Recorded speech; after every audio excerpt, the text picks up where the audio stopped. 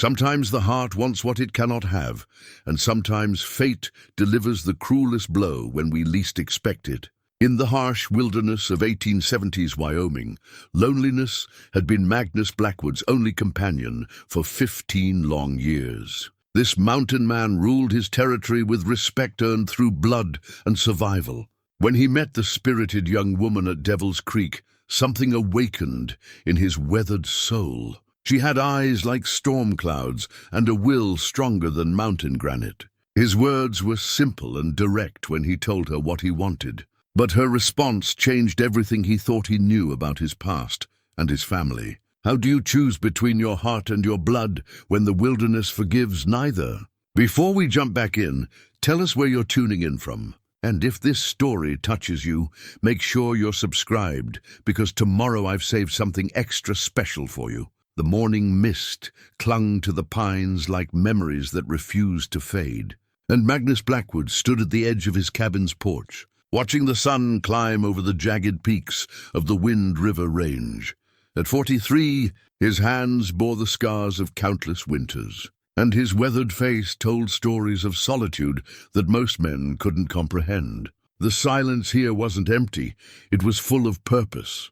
Full of the kind of peace that came from knowing exactly where you belonged in the world. Above his stone fireplace hung a simple wooden cross, carved by his own hands during his first brutal winter in these mountains. The wood had darkened with age and smoke, and sometimes when the fire burned low, Magnus would stare at it and remember the faith he'd carried as a younger man.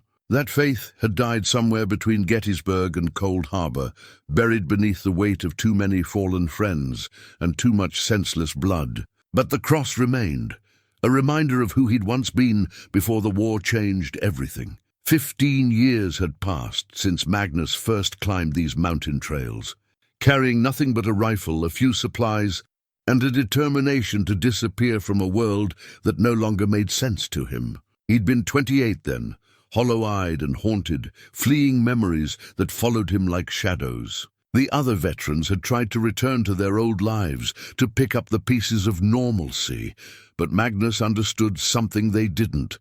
Some men weren't meant to go back. Some men were meant to find a different kind of life altogether.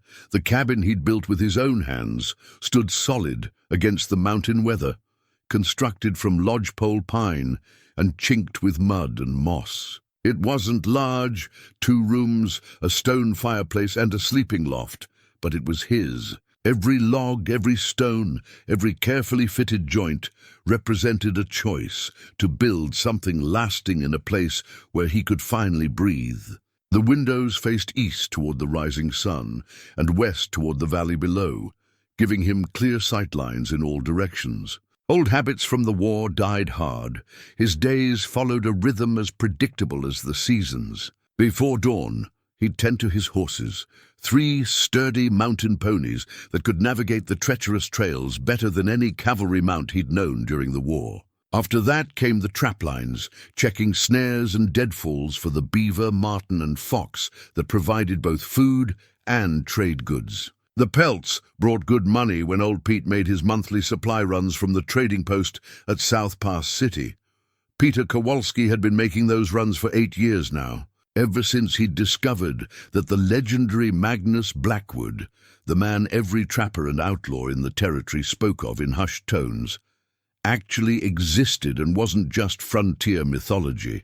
Pete was Polish, short and barrel-chested, with a grey beard that reached nearly to his belt, and eyes that twinkled with the kind of mischief that made Magnus almost remember how to smile. "You know what your problem is, Magnus?" Pete had said during his last visit, settling his considerable bulk onto a stump beside the cabin. "You've forgotten that human beings are supposed to talk to each other once in a while. All this mountain air is making you strange." Magnus had snorted, continuing to work on the beaver pelt stretched across his tanning frame. "Strange how?" "Strange like you've started having conversations with that old mare of yours. I heard you out there yesterday, telling her all about the weather patterns and the deer migration." "Horse doesn't care, my friend. Horse just wants oats." It was true, though Magnus would never admit it aloud. The isolation that had once felt like salvation was beginning to weigh on him differently. The conversations with his horses had become longer and more detailed. He'd caught himself setting 2 plates for dinner before remembering he was eating alone. Sometimes he'd wake in the night and listen to the profound silence, wondering if this was what the rest of his life would sound like. The trading post at Devil's Creek sat 20 miles down the mountain, positioned where 3 valleys converged and the old Indian trail met the newer wagon road. It served as a way station for travelers crossing the high country, and Magnus made the journey 4 times a year for supplies he couldn't make or trap himself. Sugar, flour, coffee, ammunition, and the occasional bottle of whiskey that helped the long winter nights pass more quietly. Sarah McKenna ran the Devil's Creek station with the kind of no-nonsense efficiency that reminded Magnus of his mother, though Sarah was probably 10 years younger than he was. She'd arrived in Wyoming 5 years ago, a widow with enough money to buy the failing trading post and enough determination to make it profitable. Her husband had died in a mining accident in Colorado, and she'd decided that running a remote mountain station was preferable to returning east to live with disapproving relatives who'd never understood why she'd married beneath her station. In the first place, you're looking thin. Magnus, she'd observed during his last visit, studying him with the practiced eye of someone accustomed to reading the health and temperament of frontier travelers. When's the last time you had a proper meal? Something that didn't come from a trap or a hunting rifle? I eat fine, he'd replied, but Sarah's assessment had been accurate. His clothes hung loose on his frame, and he'd taken to tightening his belt an extra notch. Food had become fuel rather than pleasure, something to consume efficiently before moving on to the next necessary task. There's more to living than just surviving, Sarah had said, wrapping his supplies in brown paper with careful precision. Even out here in God's forgotten country, there's supposed to be some joy in it. But joy was a luxury Magnus had convinced himself he didn't need. Joy led to attachment, and attachment led to loss, and he'd buried enough losses to last several lifetimes. The mountain solitude had taught him a different lesson, that a man could find peace in simplicity, in the honest work of surviving day to day without the complications that came from caring too much about other people. Still, lately, the peace had felt more like emptiness, and the simplicity had started to feel like denial. He was 43 years old, and what did he have to show for 15 years of mountain living? A solid cabin, a reputation that kept trouble at bay, and enough savings to last him through old age if he was careful. It was more than many men could claim, but it wasn't the same as a life lived with purpose beyond mere existence. The mountains had given him sanctuary, but sanctuary wasn't the same as home. Home required something more, someone to share the daily victories and defeats, someone to witness the small moments that made up a life worth living. Magnus had convinced himself he didn't need that kind of connection, but the need was growing stronger with each passing season. His reputation in the territory was both blessing and curse. The name Magnus Blackwood carried weight from the Canadian border down to Colorado, spoken with a mixture of respect and wariness that opened doors and cleared paths wherever he traveled. Stories had grown in the telling, as frontier stories always did. Some claimed he'd killed 20 men in single combat. Others insisted he could track a ghost across solid rock and shoot the wings off a fly at 200 yards. The truth was simpler and more complicated. Magnus had indeed killed men during the war and twice afterward when outlaws had been foolish enough to test his resolve. He was an exceptional marksman and tracker, skills honed by necessity and refined through years of solitary practice. But mostly, his reputation rested on the fact that he kept his word, minded his own business, and responded to threats with swift, decisive action that left lasting impressions on those who witnessed it. The other mountain men and trappers respected him because he never cheated on trades, never claimed territory that belonged to others, and never broke the unwritten codes that allowed dangerous men to coexist in the wilderness. The outlaws feared him because he'd made it clear that his mountain was neutral territory. No running, no hiding, no settling of scores. Anyone who brought outside trouble to his domain would answer to him personally. But respect and fear weren't the same as friendship, and Magnus was beginning to understand the difference. Pete and Sarah represented the closest thing to genuine human connection in his life, and even those relationships were built on careful boundaries and mutual self-interest. He provided them with quality pelts and reliable trade. They provided him with supplies and occasional conversation. It was a fair exchange, but it wasn't the same as having someone who knew your thoughts before you spoke them, someone who cared whether you came home safe at the end of the day. The wooden cross above his fireplace caught the morning light, and Magnus found himself remembering his mother's hands as she'd taught him to carve simple figures from pine scraps. She'd had endless patience for his clumsy childhood efforts, praising each crooked attempt as if it were a masterpiece. "The wood wants to become something beautiful," she'd told him. "Your job is to help it find its true shape." Maybe that was his problem. He'd spent 15 years carving away everything that made him vulnerable, everything that connected him to the messy complications of human emotion. What remained was solid and functional, like his cabin, but it wasn't beautiful. It wasn't the shape his life was meant to take. The sun climbed higher, burning off the morning mist and revealing the valley spread out below his cabin like a green carpet dotted with silver streams. Somewhere down there, beyond the familiar boundaries of his solitary world, life continued with all its risks and possibilities. And for the first time in years, Magnus Blackwood found himself wondering what he might be missing by staying safely above it all. Watching from a distance instead of participating in the messy, dangerous, necessary business of being fully human.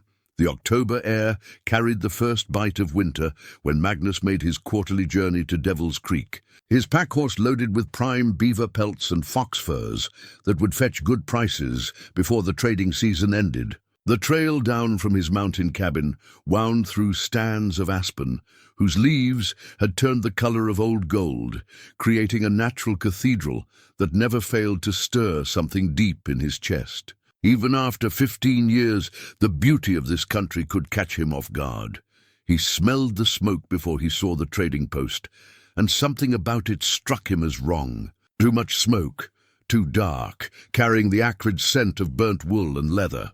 Magnus urged his horse forward, his hand automatically checking the rifle across his saddle. In this country, unusual smoke usually meant trouble. The Devil's Creek station came into view as he rounded the final bend, and Magnus saw immediately what had caused the smoke. A wagon stood tilted at an awkward angle beside the main building, its canvas cover partially burned away and blackened timbers scattered around its wheels. 3 horses grazed nearby, their flanks foam-streaked and their rigging hastily removed. Someone had been in a hurry. Sarah McKenna emerged from the trading post as Magnus approached, her usually neat hair pulled back severely and her apron stained with what looked like blood. She raised a hand in greeting, but her expression remained grim. "Magnus, thank God you're here," she called out. "We've got wounded inside, and I could use another steady pair of hands." He dismounted and tied his horses to the hitching post, noting the way Sarah's eyes kept darting back toward the building. In the 5 years he'd known her, he'd never seen her rattled. Whatever had happened here was serious. "What occurred?" he asked, following her toward the door.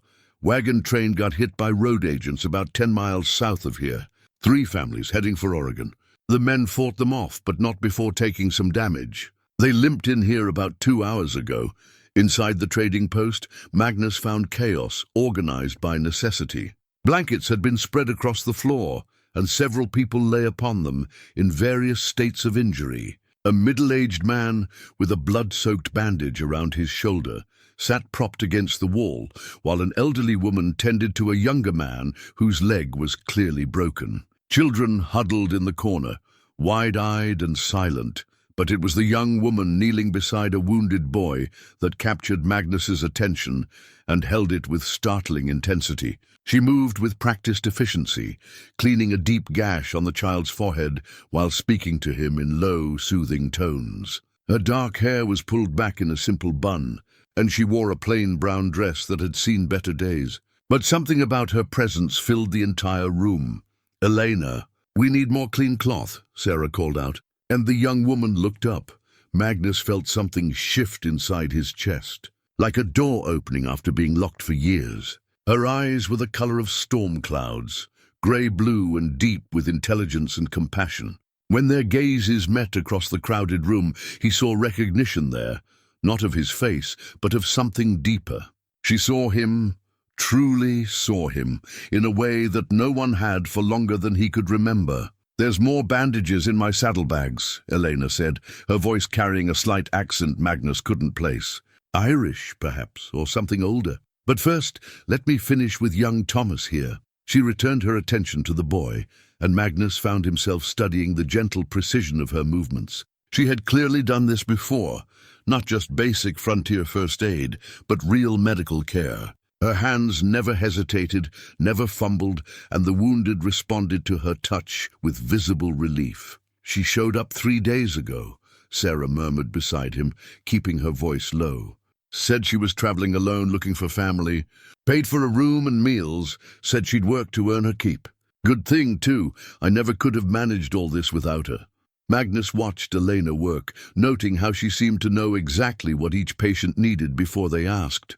She moved from the boy to an injured woman, checking a bandaged arm with professional thoroughness. When she stood and turned toward the supply corner, Magnus saw the emerald-green ribbon tied in her hair, a small vanity that seemed oddly out of place given her practical demeanor. "Miss Elena," he said, stepping forward. "I'm Magnus Blackwood. Sarah tells me you've been tending the wounded. Is there anything you need that I might help provide?" She looked up at him again, and this time Magnus saw something flicker across her expression. Surprise, perhaps, or recognition of his name. His reputation had reached even traveling strangers, it seemed. "Mr. Blackwood," she said, inclining her head slightly. "I've heard your name spoken with respect. We could use hot water and more clean cloth if you have any, and perhaps some whiskey for the pain. That gentleman there took a bullet in the shoulder, and I fear it's still lodged inside." Her voice was educated, cultured in a way that spoke of good breeding and proper schooling. What was a woman like this doing, traveling alone through the Wyoming wilderness? For the next 2 hours, Magnus found himself working alongside Elena as they tended to the wounded travelers. She directed their efforts with quiet authority, and he followed her instructions without question. There was something about her competence, her unshakable calm in the face of suffering, that commanded respect.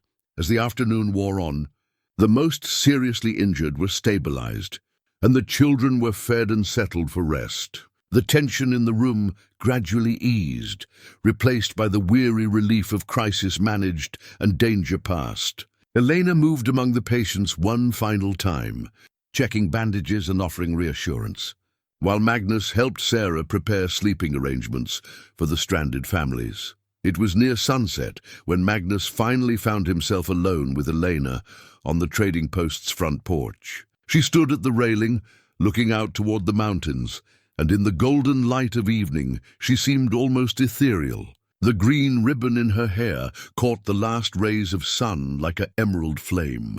"You have medical training," Magnus observed, joining her at the railing. "It wasn't a question. I was raised in a convent," Elena replied, not looking at him. "The Sisters of Mercy in St. Louis. They taught me to tend the sick and injured. It seemed a practical skill for frontier life. What brings you to Wyoming territory? This isn't country for a woman traveling alone." She turned to face him then, and Magnus saw something guarded in her expression. "I'm searching for family. My parents died when I was very young, and I was raised by the church. Recently I learned I might have relatives somewhere in this region. A brother, perhaps, though I have no clear memory of him." The words hung in the air between them, and Magnus felt an odd stirring of recognition he couldn't explain. Something about her story, about the way she spoke of lost family, seemed to echo in places he'd thought were empty. "This is dangerous country for searching," he said. "Road agents, harsh weather, wild animals. A woman needs protection out here." Elena's chin lifted slightly, and Magnus saw steel beneath her gentle exterior. "I've managed well enough so far, Mr. Blackwood. I'm not some helpless eastern flower wilting at the first sign of hardship." "I can see that," Magnus replied, and found himself smiling, a genuine expression that felt rusty from disuse. "But managing and thriving are different things. You have skills that would be valued in a settled community. Why risk the wilderness for family you might never find?" "Because family is all that matters in the end," Elena said simply. "All the rest, comfort, security, even safety, what does it mean without people who know who you truly are? Without belonging somewhere to someone?" Her words struck Magnus like a physical blow. Here was this remarkable woman, speaking truths he'd spent 15 years trying to avoid. She was risking everything for the possibility of connection, while he'd thrown away certainty to avoid the risk of loss.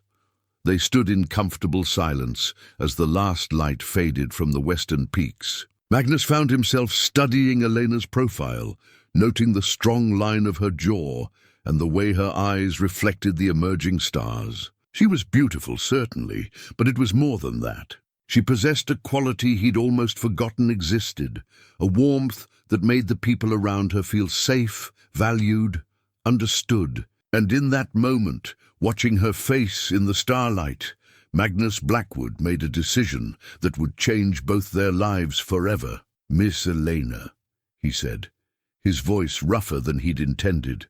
"You're searching for belonging, for family. I understand that need better than you might think." She turned to look at him, and Magnus saw curiosity in her grey-blue eyes. "I've lived alone in these mountains for 15 years, he continued. "Built a life of solitude because I thought it was safer than caring about people who could be taken away. But lately, I've begun to understand that safety and emptiness aren't the same thing." Elena waited, sensing there was more to come. Magnus took a deep breath, knowing he was about to cross a line he could never uncross. "I have a proposal for you. Come with me to my mountain. Share my cabin, my life. Help me remember what it means to have someone to care for and protect. In return, I'll give you the belonging you're searching for. You'll bear my sons. Help me build something lasting in this wilderness." The words came out more bluntly than he'd intended, lacking the poetry he'd imagined in his head. But they were honest words, spoken from a heart that had been empty too long. Elena stared at him for a long moment, her expression shifting from surprise to something that looked almost like horror. When she finally spoke, her voice was barely above a whisper. "Mr. Blackwood, She stopped, pressing her hand to her throat as if the words were choking her. "I cannot accept your proposal." "Why?" Magnus asked, though he was already beginning to suspect he'd misjudged the situation entirely. Perhaps the connection he'd felt had been entirely one-sided. Perhaps she saw him as nothing more than another rough mountain man with inappropriate desires, Elena's. Next words shattered his world. "Completely, because I'm your sister." The stars wheeled overhead in their ancient patterns, and somewhere in the distance a night bird called out across the valley. But Magnus heard none of it. He heard only the impossible words echoing in his mind, and the sound of his own heart breaking for reasons he couldn't begin to understand. The words hung in the autumn air like smoke from a dying fire, impossible to take back and impossible to ignore. Magnus stared at Elena, searching her face for some sign that she was mistaken, that this was some cruel joke or misunderstanding. But her grey-blue eyes held only certainty and a profound sadness that seemed to reach into his chest and squeeze his heart. "That's impossible," he said finally, his voice hoarse. "I would remember if I had a sister. I would know." Elena's hand trembled as she reached into a small leather pouch at her waist. "I carry very little with me, Mr. Blackwood, but I carry this." She withdrew a faded daguerreotype, its edges worn soft from handling. "Sister Catherine gave it to me before I left the convent. She said it was found with me when I was brought to them as a child." Magnus took the photograph with unsteady fingers. In the dim light from the trading post's windows, he could make out the formal poses of a frontier family, a man and woman standing behind 2 children. The man wore a simple suit and bore a striking resemblance to Magnus himself, though younger and softer around the edges. The woman had dark hair and gentle eyes, and in her lap sat a small girl with Elena's distinctive features. But it was the boy standing beside the man that made Magnus's breath catch. The child was perhaps 8 or 9 years old, with serious eyes and the same strong jawline Magnus saw in his shaving mirror each morning. The boy's hand rested protectively on the little girl's shoulder. "Mother of God," Magnus whispered, sinking onto one of the porch chairs as his legs suddenly felt unsteady. "How is this possible?" "I remember fragments," Elena said, settling into the chair beside him. "Images that come to me sometimes in dreams. A big brother who used to carry me on his shoulders. A cabin that smelled like pine resin and my mother's bread. And then nothing. Just the convent and the sisters telling me that my family had died in a fever outbreak when I was 3 years old." Magnus closed his eyes, trying to summon memories that had been buried for decades. There had been a sister. He remembered that now, though the knowledge came filtered through the haze of childhood recollection. A tiny thing with dark curls who followed him everywhere, who cried when he left her behind to help their father with the hunting. "Mary," he said suddenly, the name emerging from some deep place in his memory. "Your name was Mary." Elena's sharp intake of breath confirmed what they both now understood to be true. "The sisters renamed me Eleanor when I came to them. They said it would help me start fresh, leave the tragedy behind. But you're not dead," Magnus said, still struggling to reconcile this impossible reality with everything he'd believed about his life. "You're here. You're alive. How did I not know? How did I not search for you? Because you were told I was dead, just as I was told you were dead." Elena's voice carried a weight of understanding that came from years of wondering about her lost family. "Someone wanted us to believe we were alone in the world. The question is why?" Magnus stood abruptly and began pacing the length of the porch, his mind racing through possibilities. "The fever outbreak, I remember that much. It was the summer I turned 10. Mother and father both fell sick, and then so many others in our settlement. I was sent away to stay with our uncle in Colorado until the danger passed, and I was taken to the convent for the same reason," Elena said. "But when the fever burned itself out, why weren't we reunited? Why were we both told the other had died?" "Uncle Joshua," Magnus said grimly. "He was father's brother, but they'd had a falling out years before over some business dealings. Joshua always claimed father owed him money, land rights. There were constant arguments whenever they met." Eleanor's eyes widened with understanding. "He separated us deliberately. Told you I was dead, so you wouldn't search for me. Told the convent our entire family had perished, so they wouldn't try to reunite us." "But why?" "Inheritance," Magnus said bitterly. "Our parents owned good land, had money saved. If Joshua could convince everyone we were both dead, he could claim everything as next of kin. One living child might have eventually challenged him legally, but not if that child never knew they had a claim. The full scope of their uncle's betrayal settled between them like a cold wind. 2 children's lives had been deliberately severed, their connection to each other destroyed, for the sake of greed and property. Magnus felt a familiar rage building in his chest, the same anger that had driven him to flee civilization after the war. 35 years, Eleanor said quietly. 35 years of believing I was alone in the world, that everyone who might have loved me was gone forever. Magnus stopped pacing and looked at her, really looked at her, seeing now the familiar features he'd somehow failed to recognize before. The shape of her eyes was their mother's, but the stubborn set of her jaw came from their father's side of the family. The way she held her head when she was thinking hard, the unconscious grace of her movements, these were family traits he'd carried in his own body without realizing their significance. "I dreamed about you sometimes," he admitted, settling back into his chair. "A little girl with dark curls who used to laugh when I made faces at her. I thought it was just childhood imagination, the kind of memories that get mixed up with stories people tell you. I dreamed of a big brother too," Elena said, "someone strong who made me feel safe. When I decided to search for my family, it was those dreams that drove me west. Some part of me always believed there was someone out there who belonged to me." They sat in silence for a while, absorbing the magnitude of their discovery. The wounded travelers inside the trading post had settled for the night, and even Sarah had retired to her quarters, leaving Magnus and Elena alone with their newly revealed connection. "What happens now?" Elena asked eventually. "We found each other, but under circumstances that make everything complicated." Magnus understood what she meant. The connection he'd felt to her, the attraction that had driven him to make his proposal, hadn't simply vanished with the revelation of their blood relationship. If anything, it felt stronger now, illuminated by the recognition of shared history and family bonds. But those feelings, which might have been natural and beautiful between strangers, had become forbidden by the truth of their kinship. "I don't know," he said honestly. "I spent 15 years convincing myself I didn't need family, didn't want the complications that come with caring about other people. And now I discover that the one person who stirred those feelings in me is the one person I can never act on them with." Elena's laugh was soft and sad.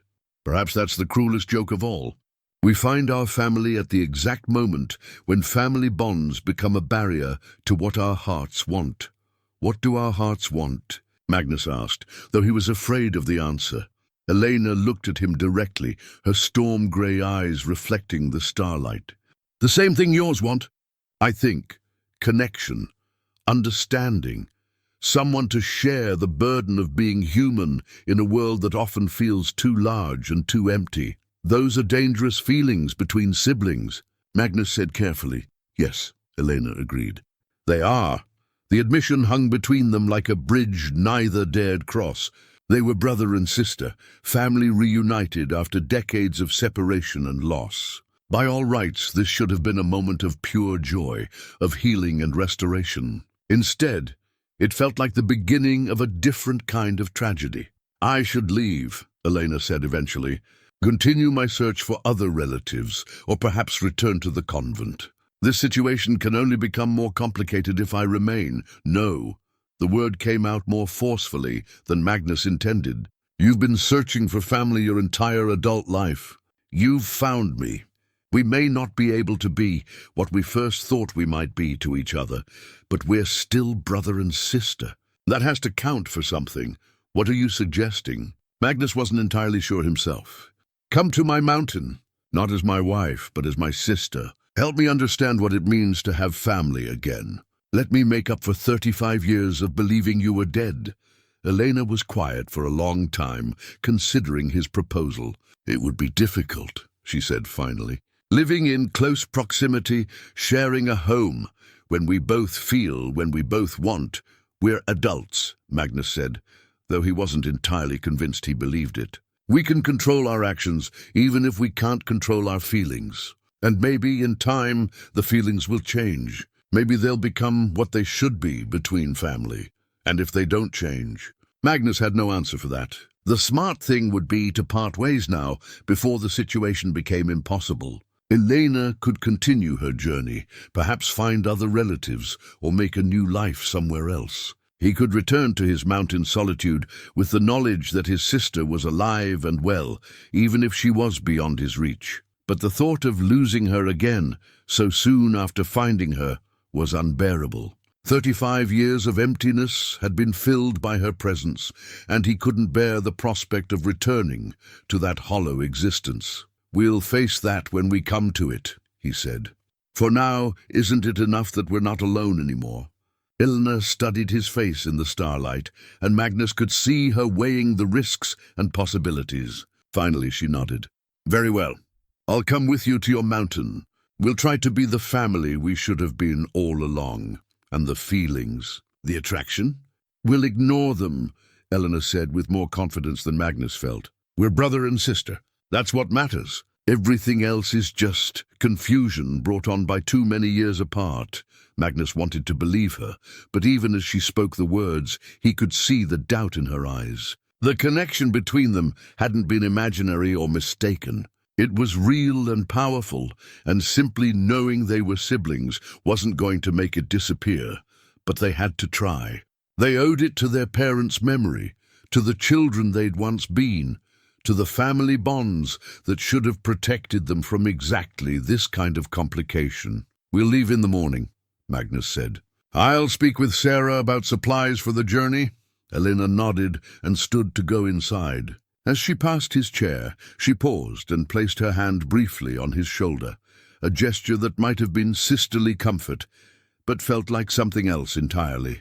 "Magnus," she said softly, "whatever happens, I'm grateful we found each other. Even if everything else becomes impossible, at least I know I'm not alone in the world anymore." After she'd gone inside, Magnus remained on the porch, staring up at the stars and trying to understand how his life had become so complicated in the span of a single evening. He'd awakened that morning as a solitary mountain man, whose biggest concern was trading his furs before winter set in. Now he was a brother to a woman he'd wanted as a wife, bound by blood to someone who stirred feelings he'd never expected to experience. The mountains looked different now in the starlight, less like a refuge and more like a place where two people might try to work out the most complicated relationship of their lives, far from the judgment and interference of the outside world. Whether that was a blessing or a curse remained to be seen. Dawn came too soon and not soon enough. Magnus had spent the night on the trading post's porch, wrapped in his bedroll and staring at the stars, his mind churning through memories that seemed to shift and reshape themselves in the light of Elena's revelation. Every childhood recollection now carried new weight, new meaning, as he tried to piece together the fragments of a life that had been deliberately shattered. Inside the trading post, Elena had helped Sarah tend to the wounded travelers through the night, and when Magnus entered the main room at sunrise, he found her kneeling beside the boy with the head injury, changing his bandages with the same gentle competence she'd shown the day before. The sight of her careful ministration stirred something in his chest that he now understood was both natural and forbidden. "The boy's fever broke during the night," she said without looking up, somehow sensing his presence. "I think he'll recover fully, though the scar will always remind him of this day." Magnus nodded, noting how the other travelers looked to Elena for reassurance and comfort. In less than 24 hours, she'd become the heart of this small community of strangers, the one they turned to for hope and healing. It was a gift, this ability to make people feel safe and valued, and Magnus wondered how many lives she'd touched during her years with the Sisters of Mercy. Sarah emerged from her kitchen with coffee and fresh biscuits, her eyes taking in the careful distance Magnus maintained from Elena. "You two seem different this morning," she observed. "Everything all right?" "We've discovered we're related," Elena said simply, offering no further explanation. "Mr. Blackwood has invited me to stay at his mountain cabin while I continue my search for other family members." It wasn't exactly a lie, but it wasn't the complete truth either. Sarah's eyebrows rose slightly, but she was too tactful to press for details. In frontier country, people's business was their own, unless they chose to share it. "Well then," Sarah said, setting down the coffee pot, "I suppose congratulations are in order. Finding family in this big country is no small miracle." She paused, studying Magnus's expression. "Though you both look like you've seen a ghost. Happy reunions don't usually leave folks looking so troubled." Magnus accepted a cup of coffee and retreated to the window, needing distance from Elena's presence to think clearly.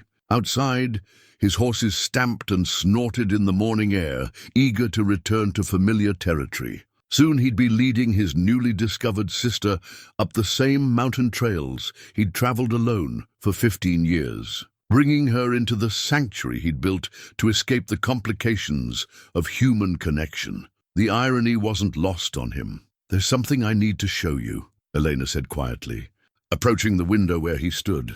"Before we leave this place, before we try to build some kind of family life together." She withdrew a folded document from her traveling bag, its edges yellowed with age and handling. "Sister Catherine gave me this along with the photograph. She said it might be important someday, though she couldn't say why."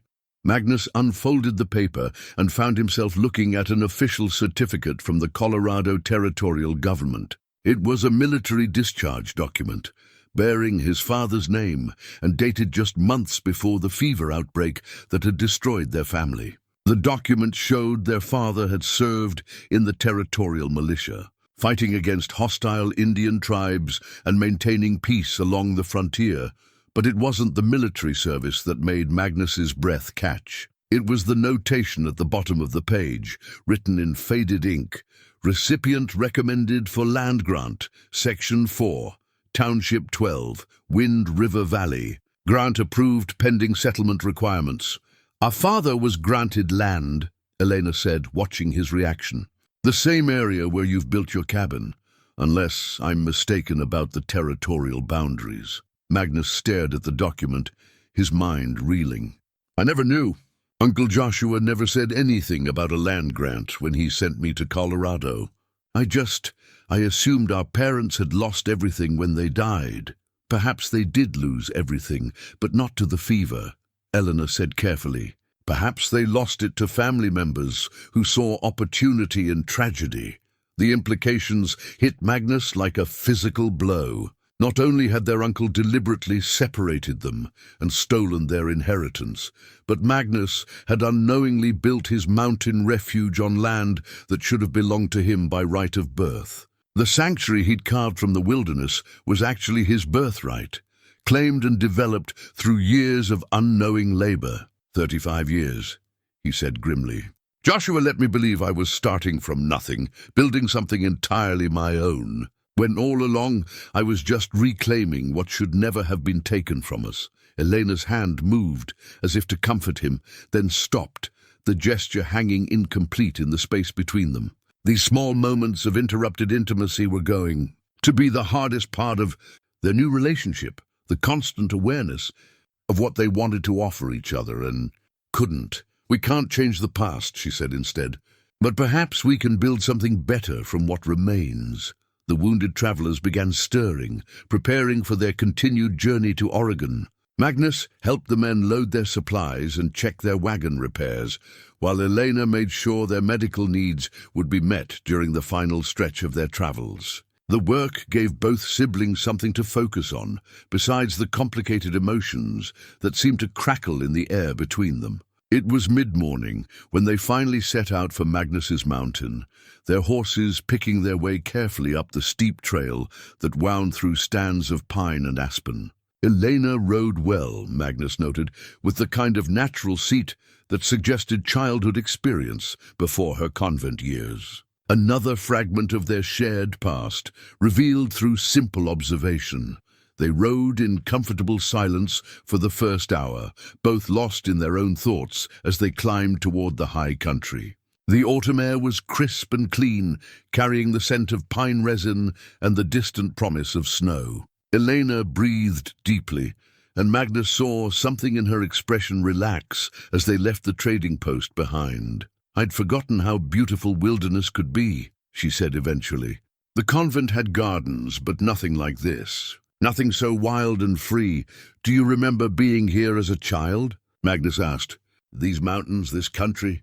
Elena was quiet for a moment, considering.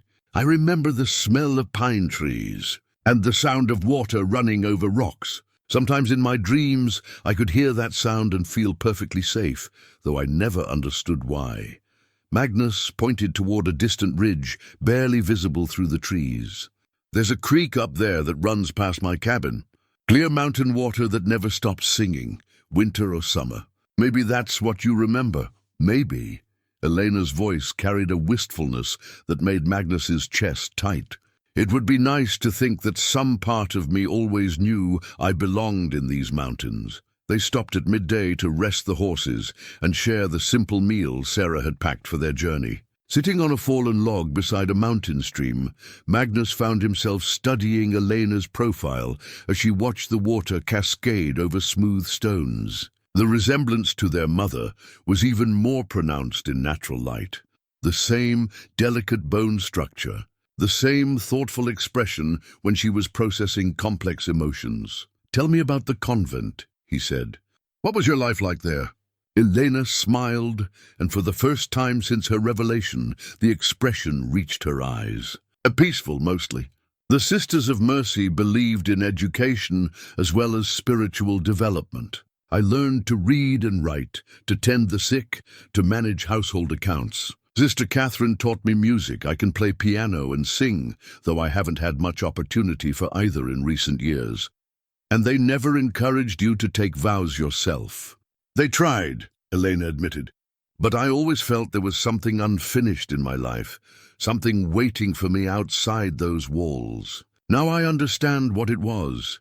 The piece of my heart that belonged to family I'd lost.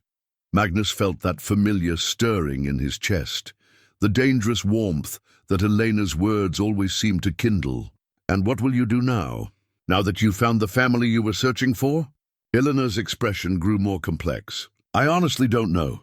I'd always imagined that finding my family would provide clear answers, a sense of purpose and belonging. Instead, it's raised questions I never expected to face. What kind of questions?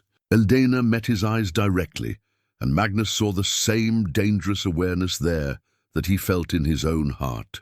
Questions about the difference between what we want and what we should want.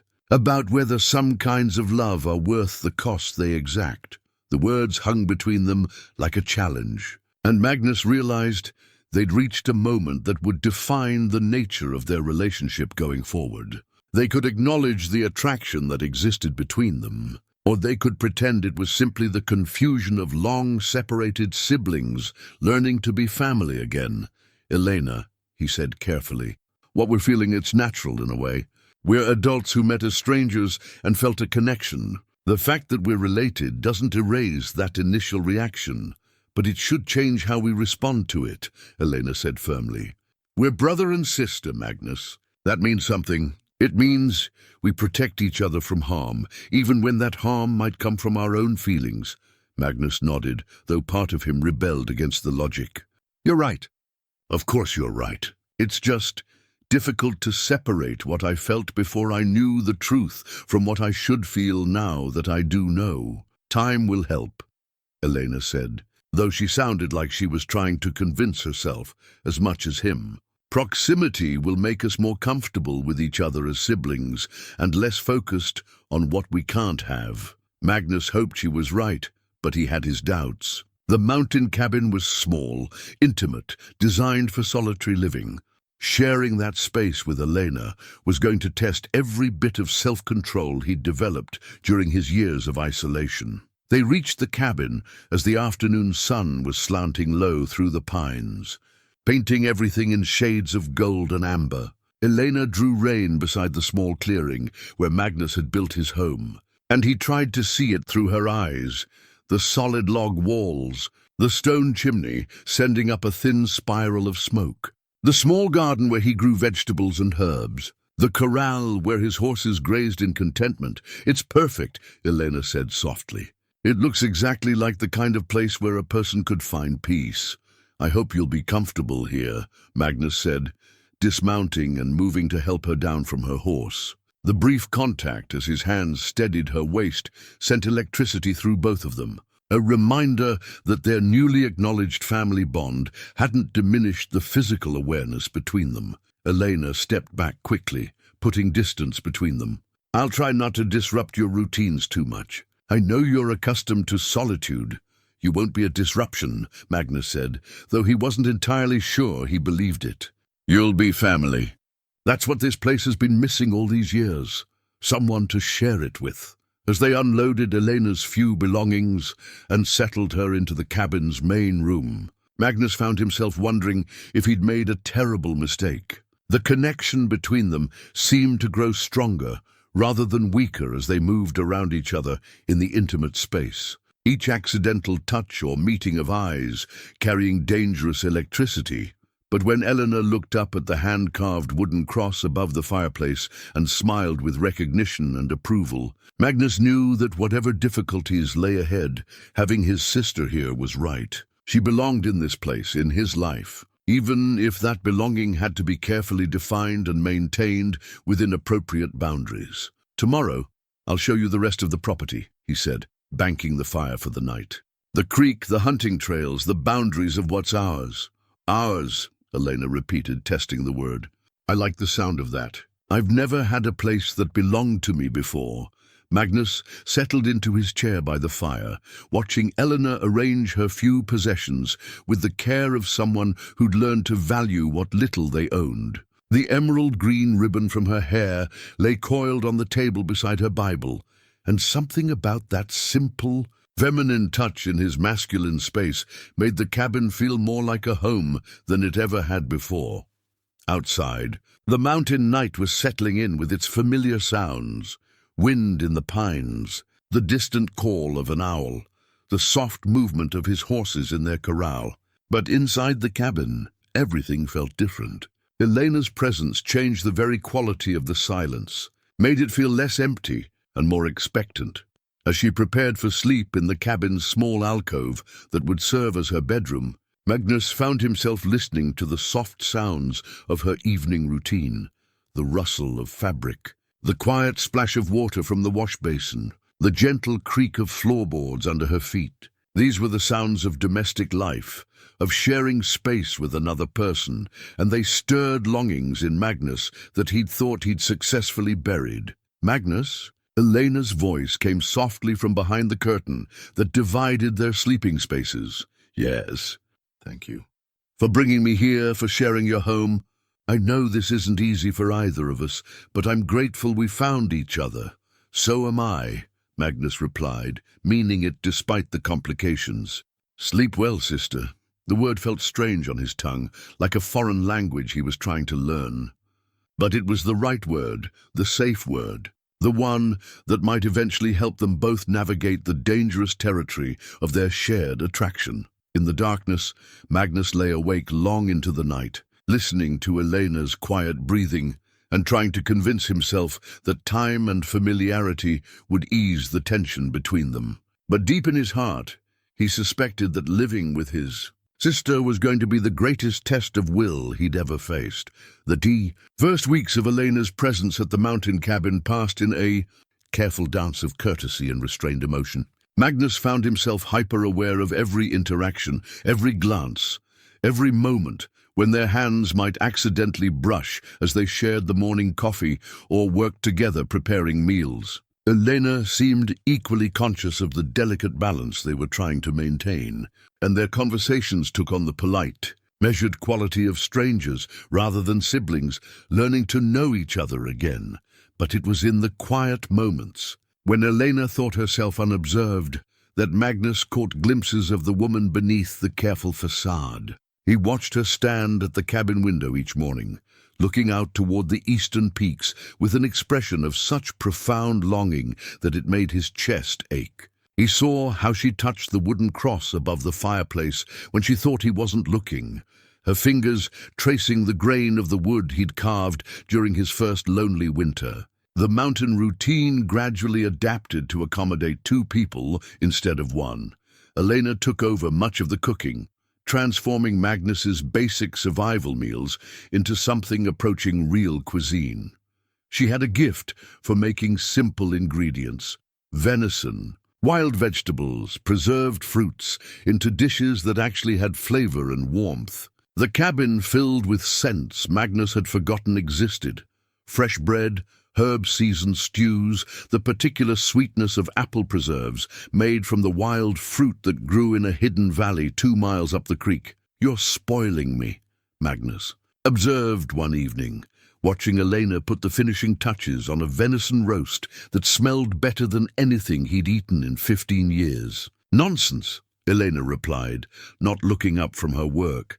"A man needs proper nutrition to do the work required of mountain living. You've been treating food like fuel instead of nourishment, and you've been treating me like one of your convent invalids," Magnus said, though there was no criticism in his voice. "Someone who needs caring for." Elena's hands stilled for a moment, and when she looked at him, Magnus saw something vulnerable flicker across her expression. "Perhaps I have. Old habits from the Sisters of Mercy.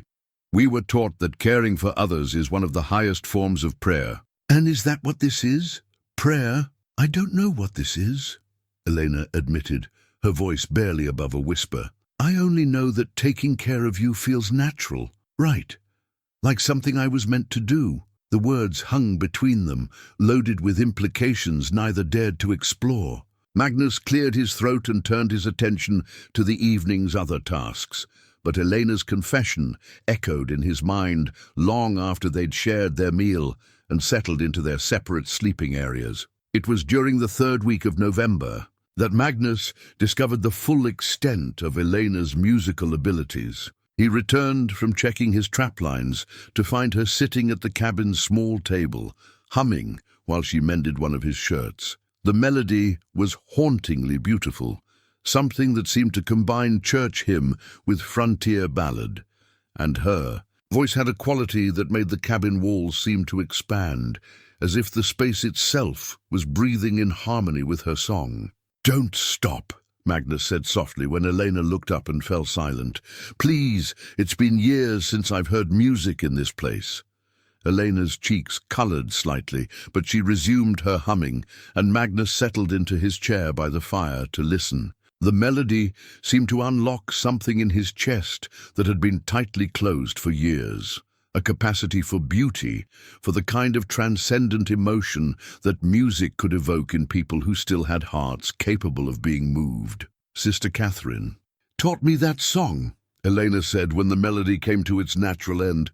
"It's called The Water is Wide, about lovers separated by circumstances beyond their control."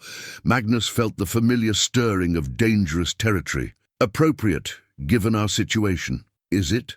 Eleanor asked, meeting his eyes directly. "Are we lovers separated by circumstances, or are we family members learning to accept what we cannot change?" The question cut to the heart of the confusion that had been building between them for weeks. Magnus had told himself they were brother and sister first and foremost, but the feelings Elena stirred in him had nothing to do with familial affection. They were the feelings of a man for a woman, complex, powerful, and completely inappropriate given their blood relationship. "I wish I knew," Magnus said honestly. "I wish I could separate what I felt for you before I knew who you were from what I'm supposed to feel now." Eleanor set down her mending and moved to the window, looking out toward the snow-covered peaks that surrounded their small valley. "Sometimes I dream about a different life," she said, "one where we met as strangers and were free to follow our feelings wherever they led. Do you ever have dreams like that?" Magnus's throat felt tight. "Every night, and then I wake up, and I remember who we are to each other, and I feel guilty for wanting something that can never be." The honesty of her admission broke something loose in Magnus's chest. He stood and moved to join her at the window, careful to maintain distance even as he drew closer. "Elena, what we're feeling, maybe it's not entirely wrong. We were separated as children, raised apart. We didn't grow up with the natural barriers that usually exist between siblings. Are you suggesting that makes our attraction acceptable?" Elena asked, though her voice held more hope than condemnation. "I'm suggesting that maybe we shouldn't torture ourselves over feelings that were natural, given how we met." Magnus chose his words carefully. "But that doesn't mean we should act on those feelings either." Elena turned to face him, and Magnus saw tears threatening at the corners of her eyes. "I'm tired of being careful all the time, tired of measuring every word, every gesture, every expression. In the convent, I lived a life of constant restraint, and I told myself that when I found my family, I could finally be myself without reservation. And now I've found you, and I have to practice an even more difficult kind of restraint. Because what I want to be to you isn't what I'm allowed to be." The pain in her voice nearly undid Magnus's resolve. He reached out instinctively to comfort her, then stopped, his hand hanging in the air between them. Even that simple gesture, touching her shoulder offering physical comfort, felt fraught with dangerous possibility. "Elena," he said softly, "I need you to know something. Whatever we are to each other, whatever we can or cannot be, having you here has made me happier than I've been since I was a child. You've brought life back to this place, back to me. Even if we can never be what our hearts want, what we have is precious." Elena wiped her eyes with the back of her hand, and when she looked at him again, Magnus saw something resolve itself in her expression. then perhaps that's enough. Perhaps learning to treasure what we can have instead of mourning what we cannot is a different kind of love. A better kind, maybe. Do you really believe that? I'm trying to, Elena said, for both our sakes. That night, Magnus lay awake listening to the winter wind howl around the cabin eaves and thinking about the conversation by the window. Elena was right. They needed to find a way to value their relationship for what it was, rather than constantly longing for what it couldn't be. But knowing something intellectually and accepting it emotionally were two very different challenges. The sound of Elena moving restlessly in her sleeping area told him she was having similar struggles with sleep and acceptance. Several times, he heard her rise and pace quietly across the cabin floor, and once he was certain, he heard the soft sound of muffled tears. Every instinct in his body urged him to go to her, to offer comfort and reassurance, but he forced himself to remain still. Crossing that boundary, even in innocent comfort, would be the first step toward crossing others that could never be uncrossed. It was near dawn when Magnus finally drifted into uneasy sleep, and his dreams were filled with images of Elena, not as his sister, but as the woman he'd first met at Devil's Creek, free and available, and looking at him with eyes that promised everything his heart desired. He woke with a start and the uncomfortable realization that his subconscious was not going to cooperate with his conscious efforts to maintain appropriate boundaries. Over breakfast, Eleanor seemed composed and determined, as if she'd made some resolution during her sleepless night. "Magnus, I've been thinking about our conversation last evening, and I believe you're right about finding a way to value what we have." "I'm glad to hear it," Magnus said, though something in her tone suggested more was coming. "But I also think we need to be practical about our situation. We're living in very close quarters, sharing intimate daily routines, and we're both adults with natural feelings that aren't simply going to disappear because we will them to." Magnus set down his coffee cup, giving Elena his full attention. "I think we need rules," Elena continued. "Clear boundaries that will help us maintain appropriate behavior, even when our emotions are pulling us in other directions." What kind of rules? Elena had clearly thought this through carefully. No physical contact beyond what's absolutely necessary. No private conversations about our feelings for each other. No sharing personal space when it can be avoided.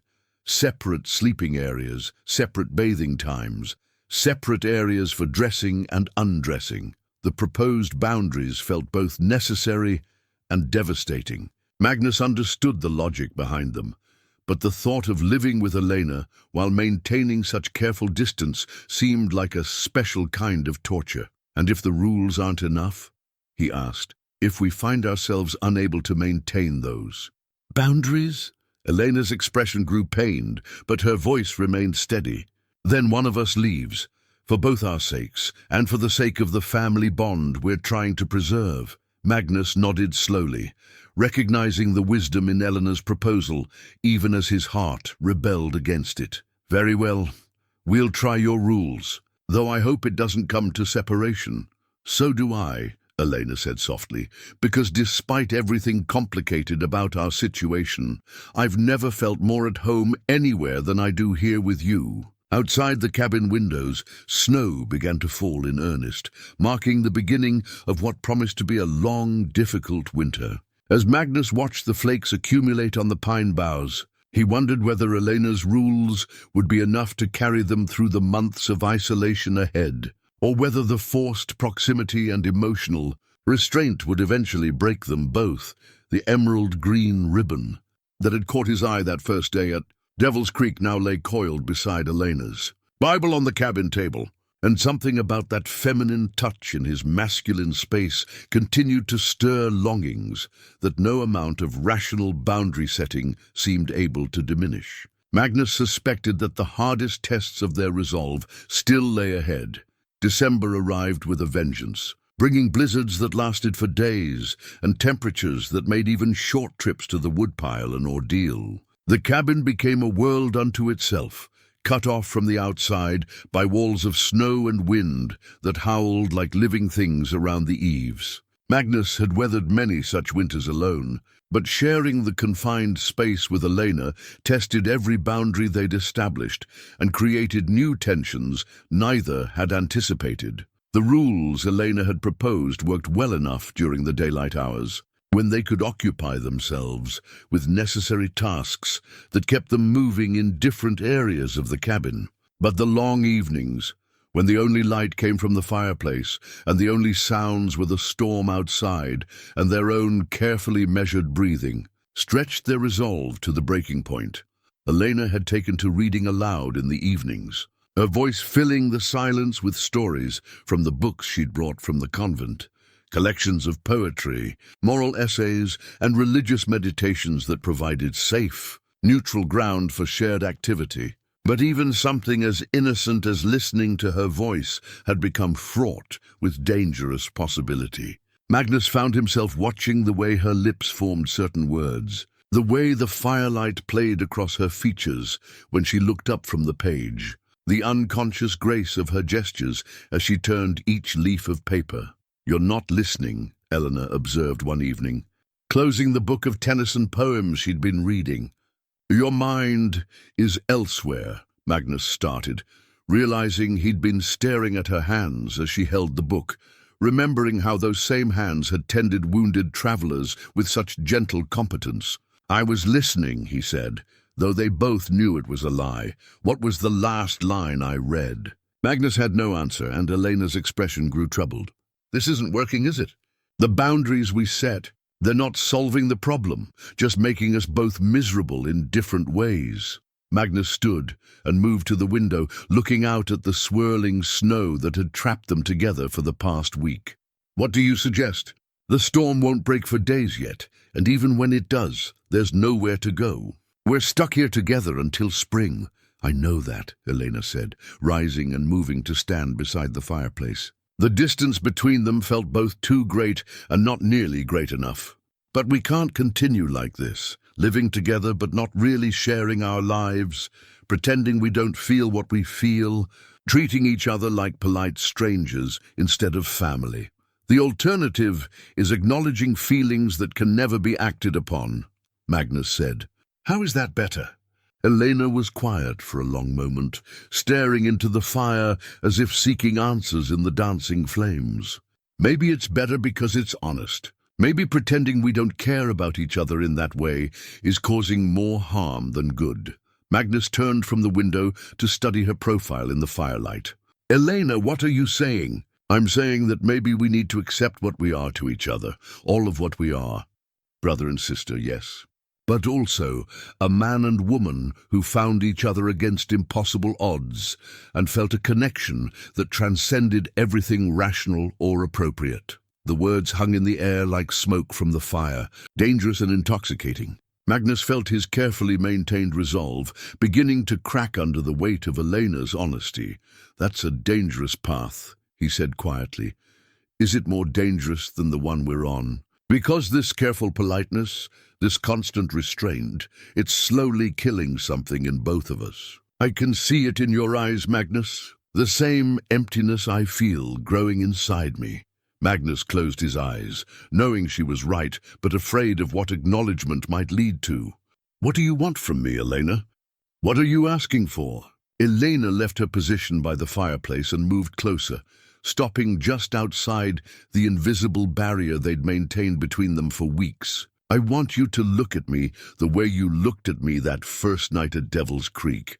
I want you to talk to me like I'm someone you care about, instead of someone you're afraid to care about. I want us to be honest about what exists between us, even if we can't act on it. And then what? We acknowledge these feelings and torture ourselves with them. We live as brother and sister while secretly longing for something else entirely." "Maybe," Elena said simply. "Maybe that's better than living as strangers who happen to share a cabin. Maybe loving someone you can't have is still better than not loving anyone at all." Magnus stared at her, seeing the pain and hope warring in her storm-grey eyes. Everything rational in his mind screamed that this was a mistake, that acknowledging their feelings would only make the situation more impossible. But his heart, which had been carefully locked away for so many years, recognized the truth in Elena's words. "Elena," he said softly, "if we cross this line, there's no going back. We can't unknow what we feel or pretend we never spoke of it." "I know," she whispered. "But I'm tired of pretending that the most real thing in my life doesn't exist." The storm outside chose that moment to intensify, wind shrieking around the cabin corners with renewed fury and rattling the windows in their frames. The sound seemed to emphasize their isolation, the fact that they were truly alone in their mountain refuge, with no outside influences to guide or judge them. Magnus took a step toward Elena, then another, until they were standing close enough to touch. He could see the rapid pulse at the base of her throat, could smell the faint lavender scent that always seemed to cling to her hair and clothing. "Say it," Eleanor whispered. "Say what we both know, but have been afraid to admit." Magnus reached up and touched her cheek, feeling the softness of her skin beneath his weathered fingers. "I love you," he said, the words coming out rough with suppressed emotion. "Not as a brother loves a sister, but as a man loves a woman. Completely, impossibly, against every law of nature and society." Elena's eyes filled with tears, but her expression was one of relief rather than sorrow. "And I love you the same way. I have since that first moment at Devil's Creek, before I knew who you were. And knowing you're my brother hasn't changed that love, only made it more painful." They stood there in the firelight, hands almost touching, breathing the same air, acknowledging what they'd both known but been afraid to name. The truth hung between them like a bridge neither dared cross, beautiful and terrible in its implications. "Now what?" Magnus asked, his voice barely audible above the storm. "Now we love each other honestly," Elena said. "We stop pretending, stop hiding, stop treating our feelings like something shameful.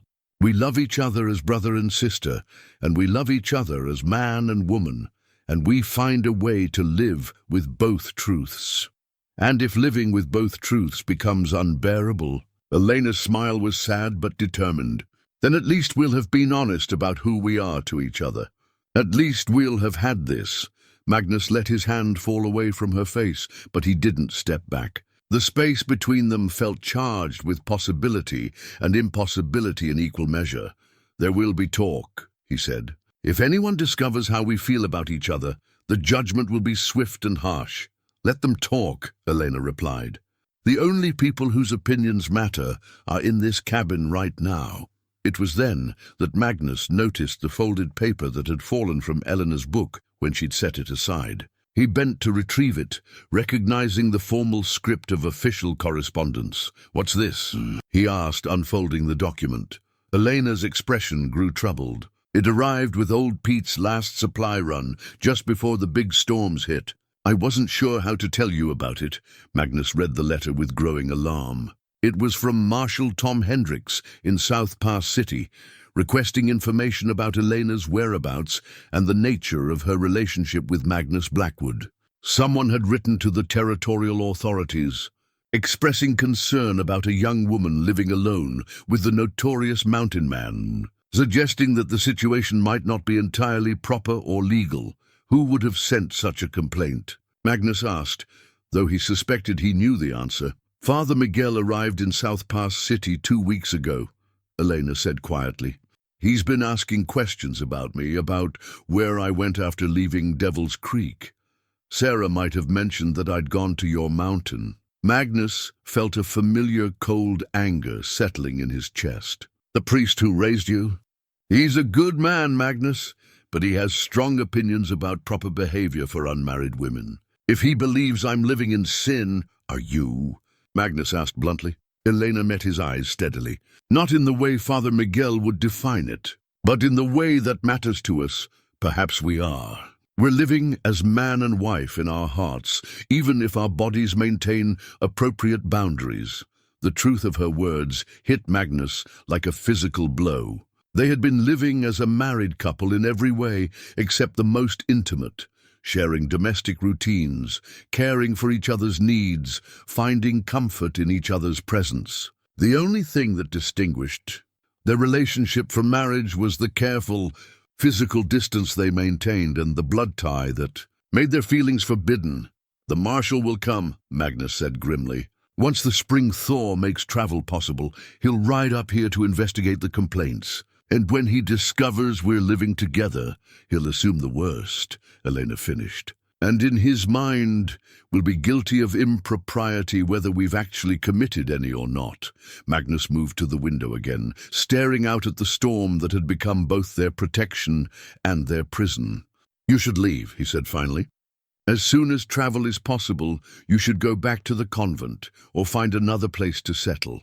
Your reputation, my reputation is my own concern," Elena interrupted firmly. "I won't be driven away by narrow-minded people who can't understand that love takes many forms." "Elena, you don't understand what you're saying. In this territory, a woman's reputation is everything.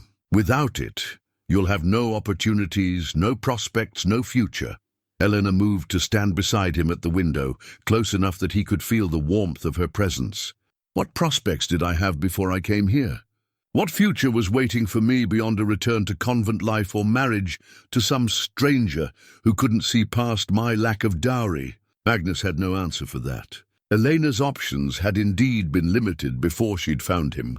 Her choices constrained by her gender, her lack of family connections, and her modest means. "Here with you, I have something I've never had before," Elena continued. "A home, someone who values me for who I am, rather than what I can provide. Someone who loves me completely, even if that love must remain unexpressed in conventional ways. And when the marshal comes asking questions, when the neighbors start talking, when Father Miguel demands you return to a more appropriate situation." Elena turned to face him fully, and Magnus saw steel in her grey-blue eyes. "Then we'll face those challenges together, as family, as partners, as whatever we need to be to protect what we've built here." Magnus felt something loosen in his chest, a knot of fear and self-doubt that had been tightening for weeks. Elena was right.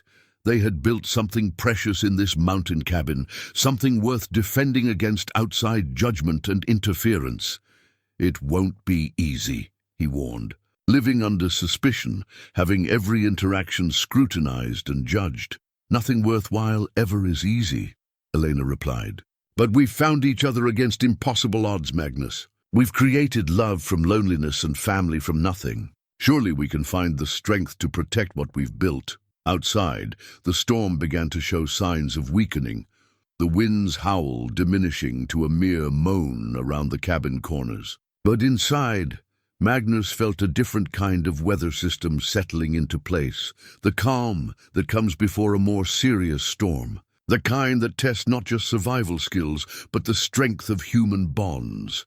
"Very well," he said finally. "We'll face whatever comes together.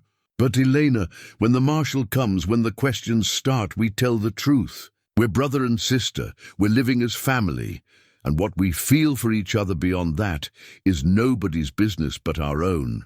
Elena smiled, and for the first time in weeks, the expression reached her eyes. "The truth," she agreed, "in all its complicated, impossible, beautiful forms." As they settled in for another night of careful distance and acknowledged love, Magnus found himself thinking about the emerald green ribbon that had first caught his attention at Devil's Creek. It lay on Eleanor's bedside table now, a small symbol of the femininity and grace she'd brought into his masculine world. Tomorrow he would ask her about its significance, about where it had come from and what it meant to her.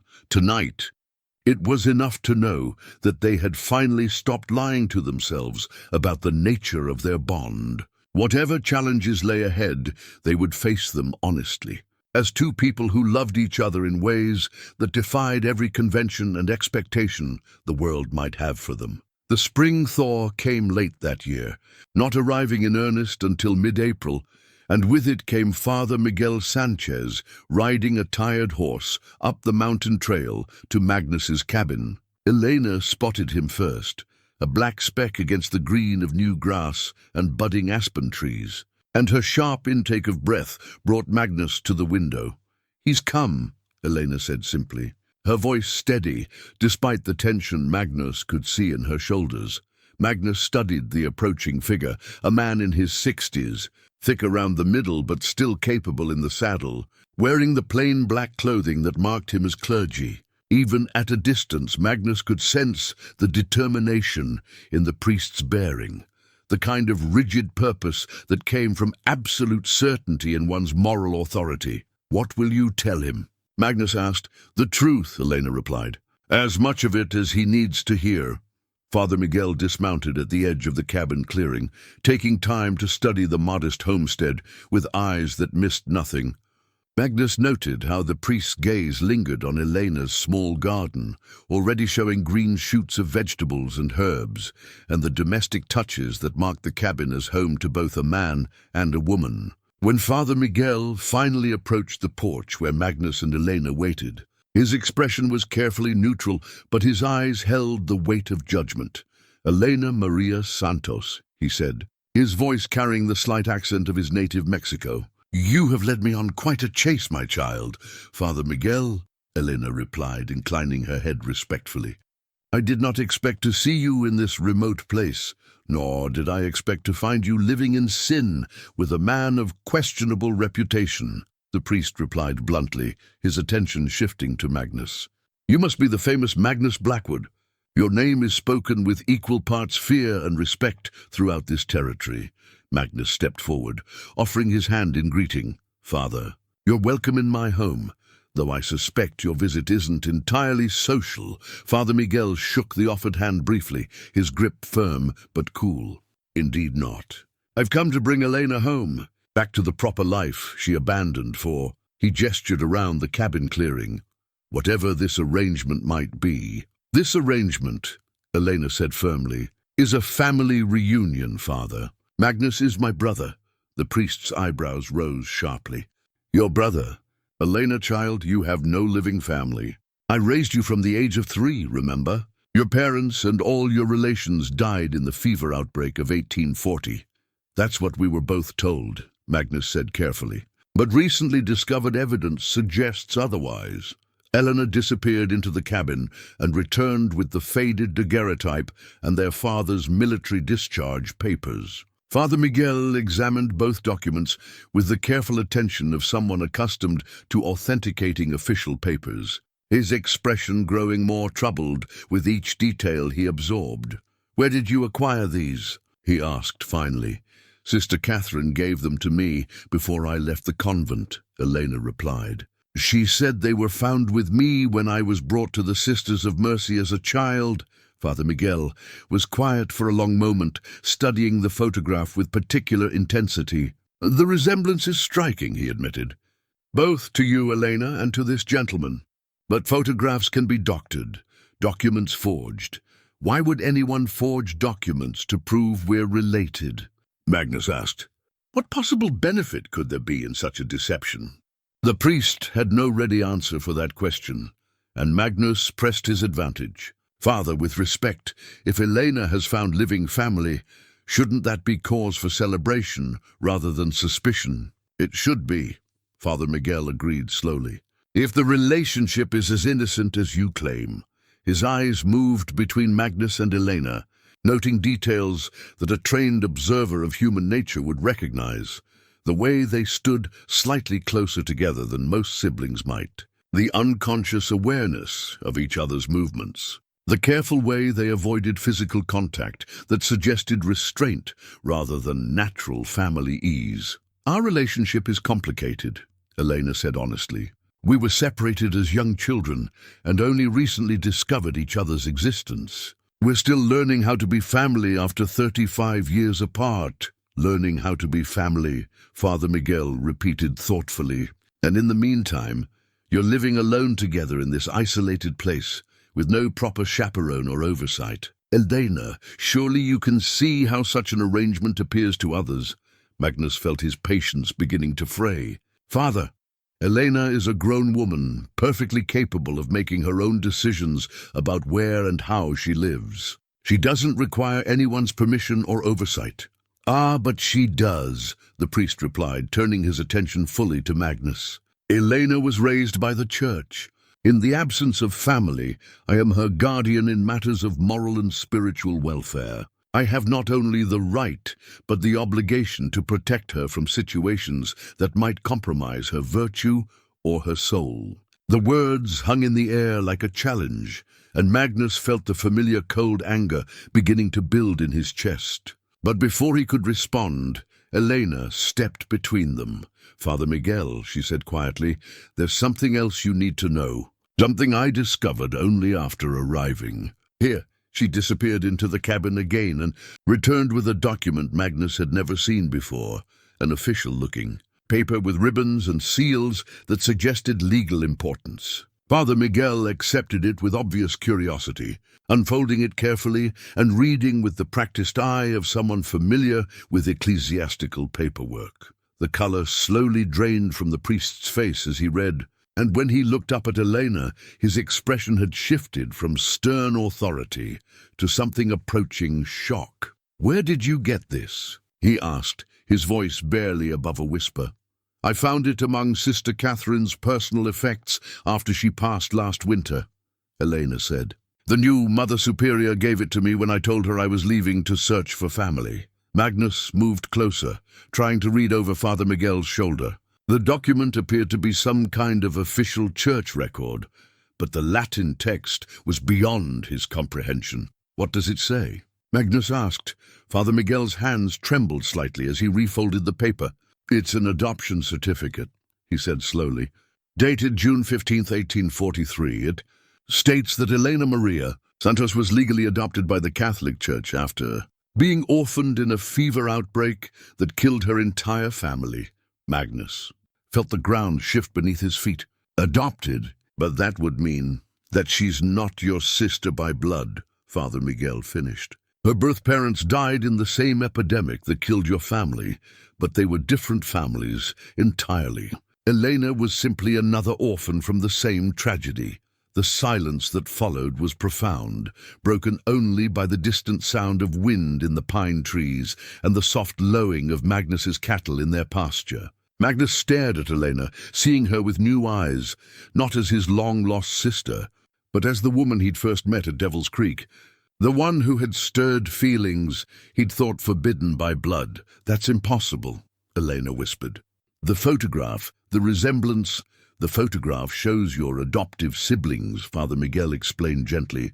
"The church often tried to place orphaned children with families who had also lost children in the same tragedies. It was thought to be healing for everyone involved. This family," he gestured toward the daguerreotype, "had recently lost their own daughter. They agreed to take you in as their own." Magnus felt his world realigning around this new information. "Then the man and woman in the photograph are not your parents," Father Miguel confirmed. "Your parents died in the fever outbreak, yes, but they were David and Catherine Blackwood. Elena's birth parents were Miguel and Rosa Santos, my own distant cousins, which is why I took such personal interest in her upbringing when the adoptive family also succumbed to the epidemic 3 years later." Elena sank onto the porch steps, the weight of revelation robbing her of strength. "So we're not related at all. We're just two orphans from the same tragedy who found each other by accident 35 years later." "It appears so," Father Miguel said, his voice gentler now as he began to understand the emotional implications of what he'd revealed. "Elena, child, I had no idea you'd been told you had a living brother. The church records I was given indicated that all your family connections had been lost." Magnus sat down beside Elena on the porch steps, his mind struggling to process the implications of Father Miguel's revelation. "So all this time, the guilt we've carried, the boundaries we've tried to maintain, were unnecessary," Elena finished, her voice hollow with shock. "We've been torturing ourselves over feelings that were perfectly natural between two unrelated adults." Father Miguel studied them both with new understanding, noting the careful distance they maintained even now. "The way they spoke of boundaries and guilt, you felt an attraction to each other," he said, not really asking, "and believed it was sinful because you thought you were siblings. We've been living as family," Magnus said carefully, "sharing a home, caring for each other, but maintaining strict proprieties because you believed it would be incest otherwise, Father Miguel finished. My children, what you've endured, the emotional struggle, the self-denial, it breaks my heart to think of the pain you've caused yourselves unnecessarily. Elena looked up at Magnus, and for the first time in months, her eyes held no shadow of guilt or self-recrimination. We're not related, she said wonderingly. We're just two people who found each other and fell in love. It would seem so, Magnus replied, though he was still reeling from the sudden shift in everything he thought he understood about their situation. Father Miguel cleared his throat, drawing their attention back to his presence. However, while this revelation removes the impediment of consanguinity, it doesn't resolve the question of propriety. Elena, you've still been living alone with a man to whom you're not married. In the eyes of the church and society, that remains problematic. Magnus felt his protective instincts flare. Father, Elena is a grown woman who's free to make her own choices about how and where she lives. She doesn't need anyone's permission to— Peace, my son, Father Miguel said, raising a hand. I'm not here to condemn or control, merely to ensure that Elena's reputation and spiritual welfare are protected. Now that we know the truth about your relationship, or lack of blood relationship, there are other considerations to address. Elena stood, squaring her shoulders with the dignity Magnus had always admired in her. Father, I appreciate your concern, but I found something here that I never had at the convent. A home, a purpose, someone who loves me for who I am. I won't give that up to satisfy social conventions, nor should you have to, Father Miguel said, surprising them both. But there are ways to preserve what you found, while also satisfying the requirements of propriety and faith. Magnus raised an eyebrow. What are you suggesting? The priest smiled, and for the first time since his arrival, the expression seemed genuinely warm. I'm suggesting marriage, of course. You love each other, you're not related, you're both free to marry. What's the obstacle? The obstacle, Elena said quietly, is that we've spent months convincing ourselves that our feelings were wrong, that we had to be satisfied with being family instead of being lovers. We haven't even discussed the possibility of marriage because we thought it was impossible. Magnus turned to look at Elena, seeing her truly for the first time since Father Miguel's revelation, not as his forbidden sister, but as the remarkable woman who had transformed his life and his mountain refuge into something approaching paradise. Elena, he said softly, would you marry me? Elena stopped, pressing her hand to her throat in the gesture Magnus had learned meant she was overwhelmed by emotion. I don't know. Everything I thought I knew about us, about what we could and couldn't be, it's all changed in the space of an hour. Father Miguel settled himself on the porch railing, apparently prepared to wait, while they worked through the implications of their new understanding. Take your time, he said kindly. This is not a decision to be made hastily, even though I suspect your hearts made the choice months ago. Magnus stood and moved to Elena, stopping just in front of her, closer than they'd dared stand since establishing their careful boundaries. Elena, look at me. When she raised her eyes to his, Magnus saw confusion and hope warring in their grey-blue depths. What do you see when you look at me now? He asked. I see the man I fell in love with at Devil's Creek, Elena said slowly. The one I wanted to say yes to when he asked me to share his life. The one I've been trying so hard not to love completely because I thought it was forbidden. And now that you know it's not forbidden? Elena's smile started small, but grew to illuminate her entire face. Now I see my future, if you'll have me. I see the man I want to wake up beside every morning and fall asleep beside every night. I see the father of the children I want to bear, the partner I want to share everything with, work and rest, joy and sorrow, all the ordinary and extraordinary moments of a life lived together. Magnus felt something unlock in his chest, a door that had been barred for months, suddenly swinging open to let in light and air and possibility.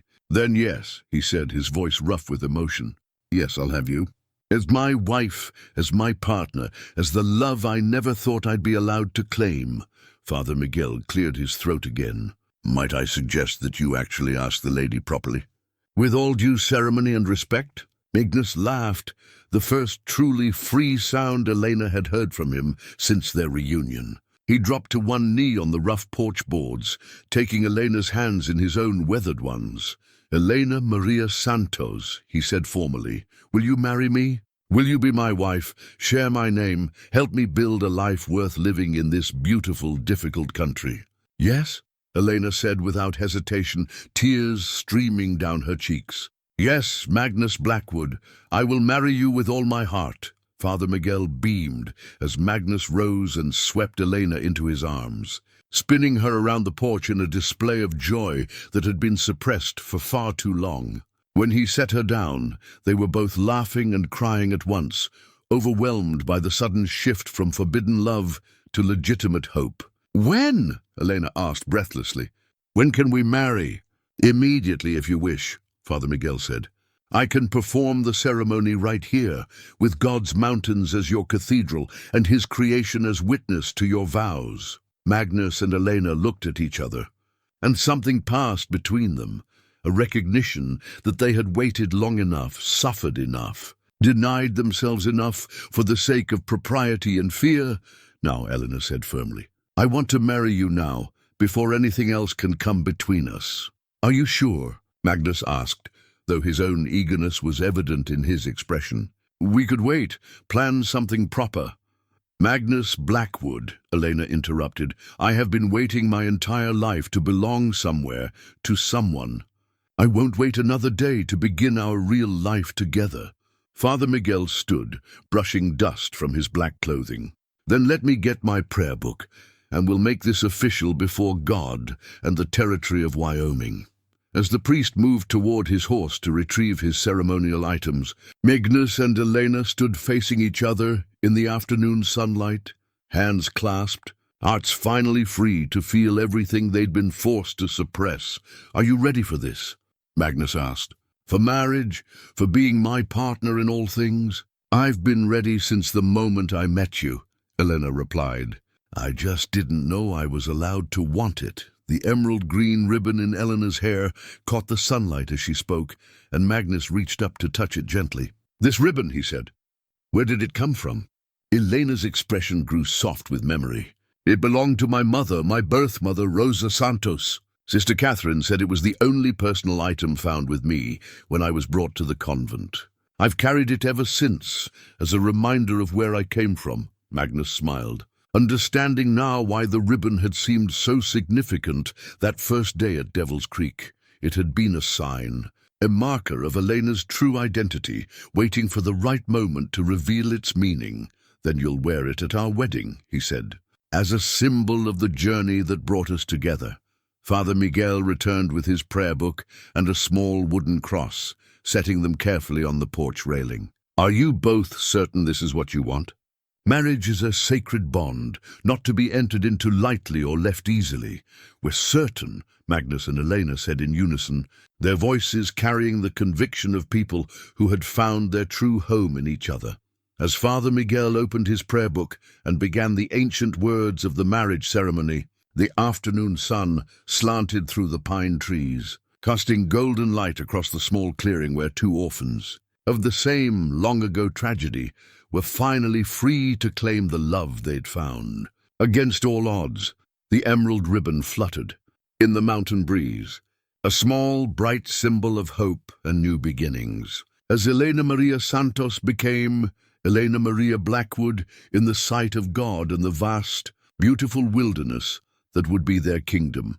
The simple wedding ceremony, conducted by Father Miguel in the golden light of the mountain afternoon, should have been the end of their troubles. But Magnus knew better than to expect that life in the Wyoming territory would allow them such easy resolution. Even as he and Elena exchanged vows with hands clasped and hearts finally free, Magnus's instincts, honed by years of frontier survival, detected storm clouds gathering on the horizon of their newfound happiness. Father Miguel stayed for 3 days after the wedding, ostensibly to ensure that the newlyweds were properly settled, but actually, Magnus suspected, to satisfy himself that the marriage was genuine and not merely a convenient fiction designed to silence critics. The priest seemed genuinely pleased by what he observed. The easy domestic partnership between Magnus and Eleanor, the way they moved around each other with natural grace, the obvious depth of affection that had finally been allowed to flourish without shame or restraint. "You found something rare," Father Miguel told Magnus on the morning of his departure, as they stood together watching Elena tend her expanding garden.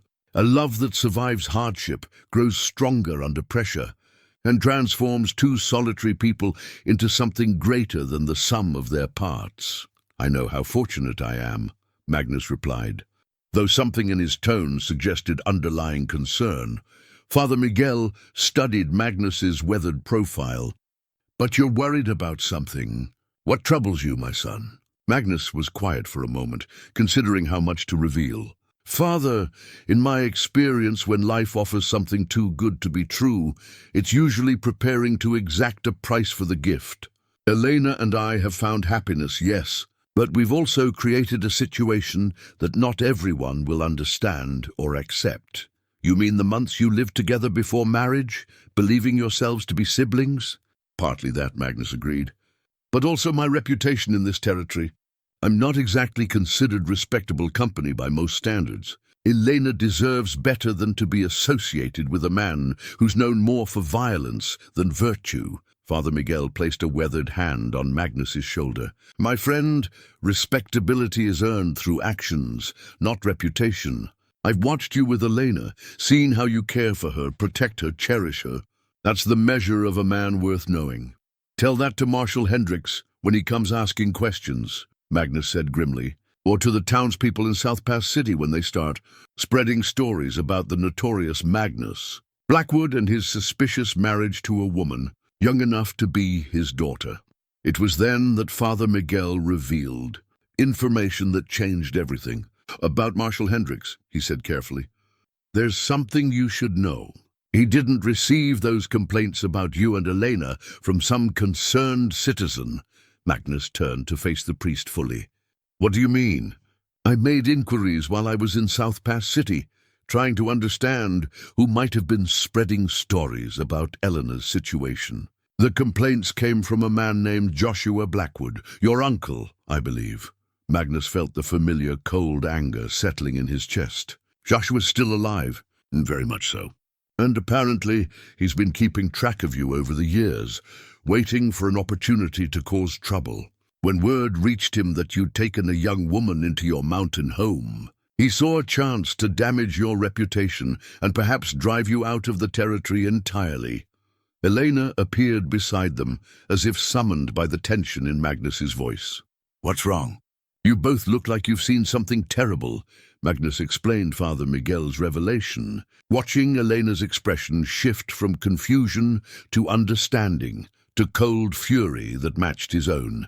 "He separated us as children, stole our inheritance, and now he's trying to destroy our marriage," Elena said, her voice deadly quiet. "How much damage is one man allowed to do to a family?" "In my experience," Magnus replied grimly, "as much as good people allow him to do." Father Miguel looked between them, recognizing the dangerous current that had entered their conversation. "What are you thinking?"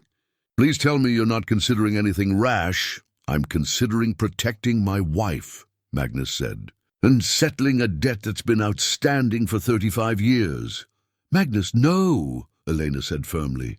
"We won't solve this problem through violence. That's exactly what Joshua wants, to provoke you into doing something that will justify his complaints to the authorities." But even as Eleanor spoke, they could all see dust rising from the valley trail below, riders approaching at a steady pace. Magnus counted 4 horses, moving with the purposeful gait of men on official business. "Marshal Hendricks," Father Miguel said grimly.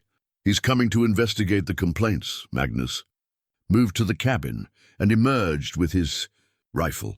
The weapon Eleanor would later learn was called Redemption, crafted by a master gunsmith in Denver and modified over the years to Magnus's exact specifications. It was a beautiful and deadly instrument, its walnut stock worn smooth by countless hours in Magnus's experienced hands.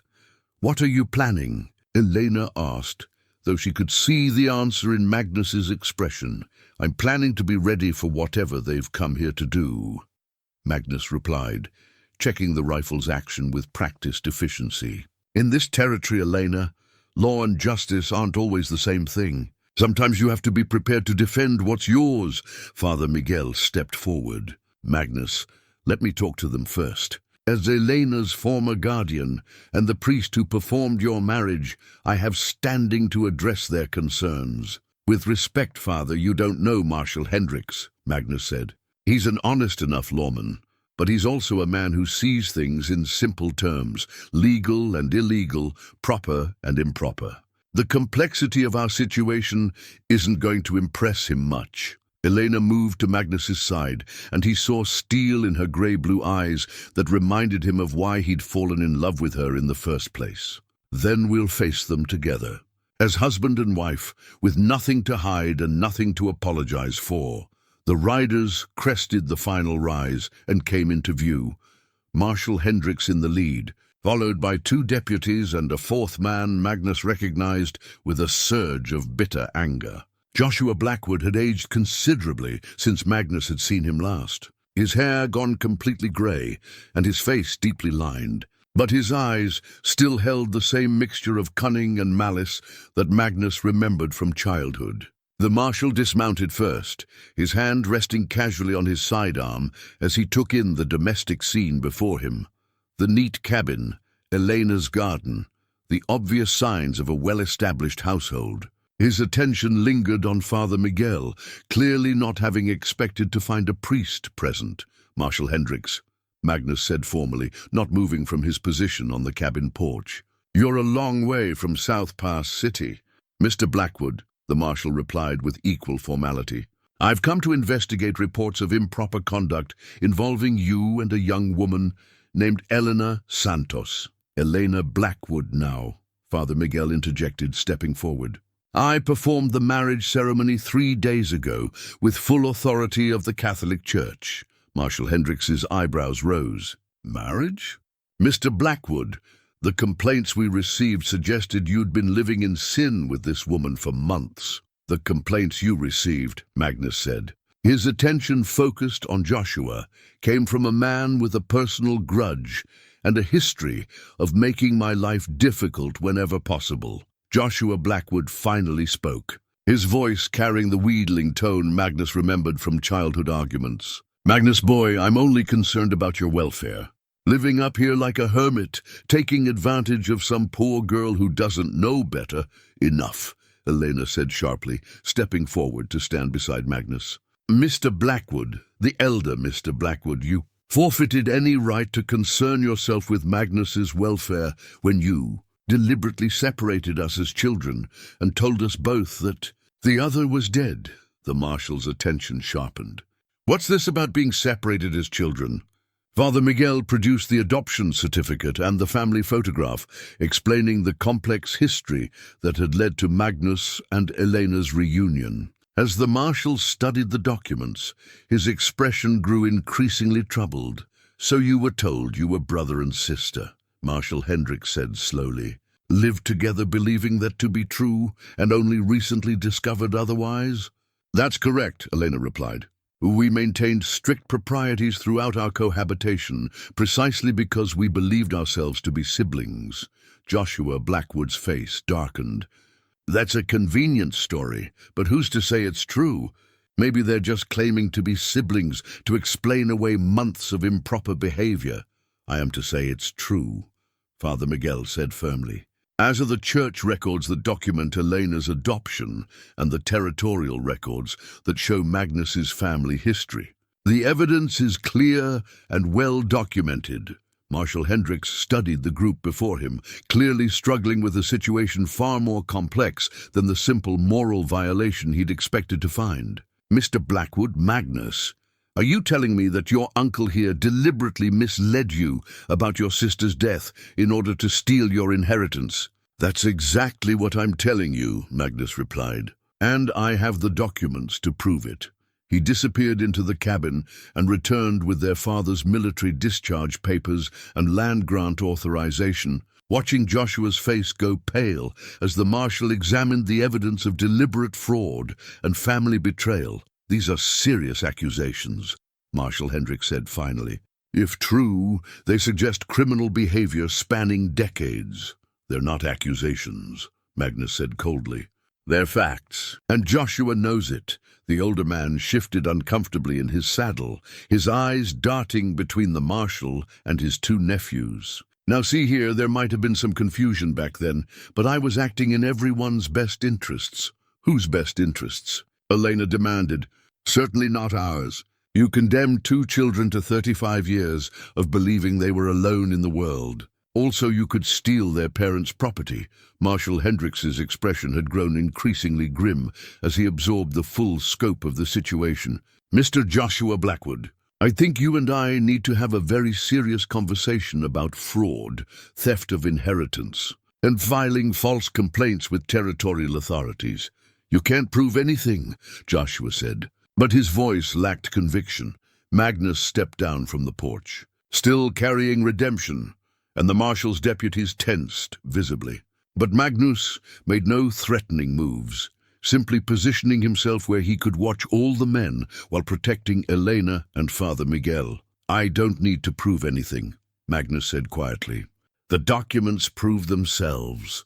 The question now is what you intend to do about a man who spent 35 years profiting from crimes against children."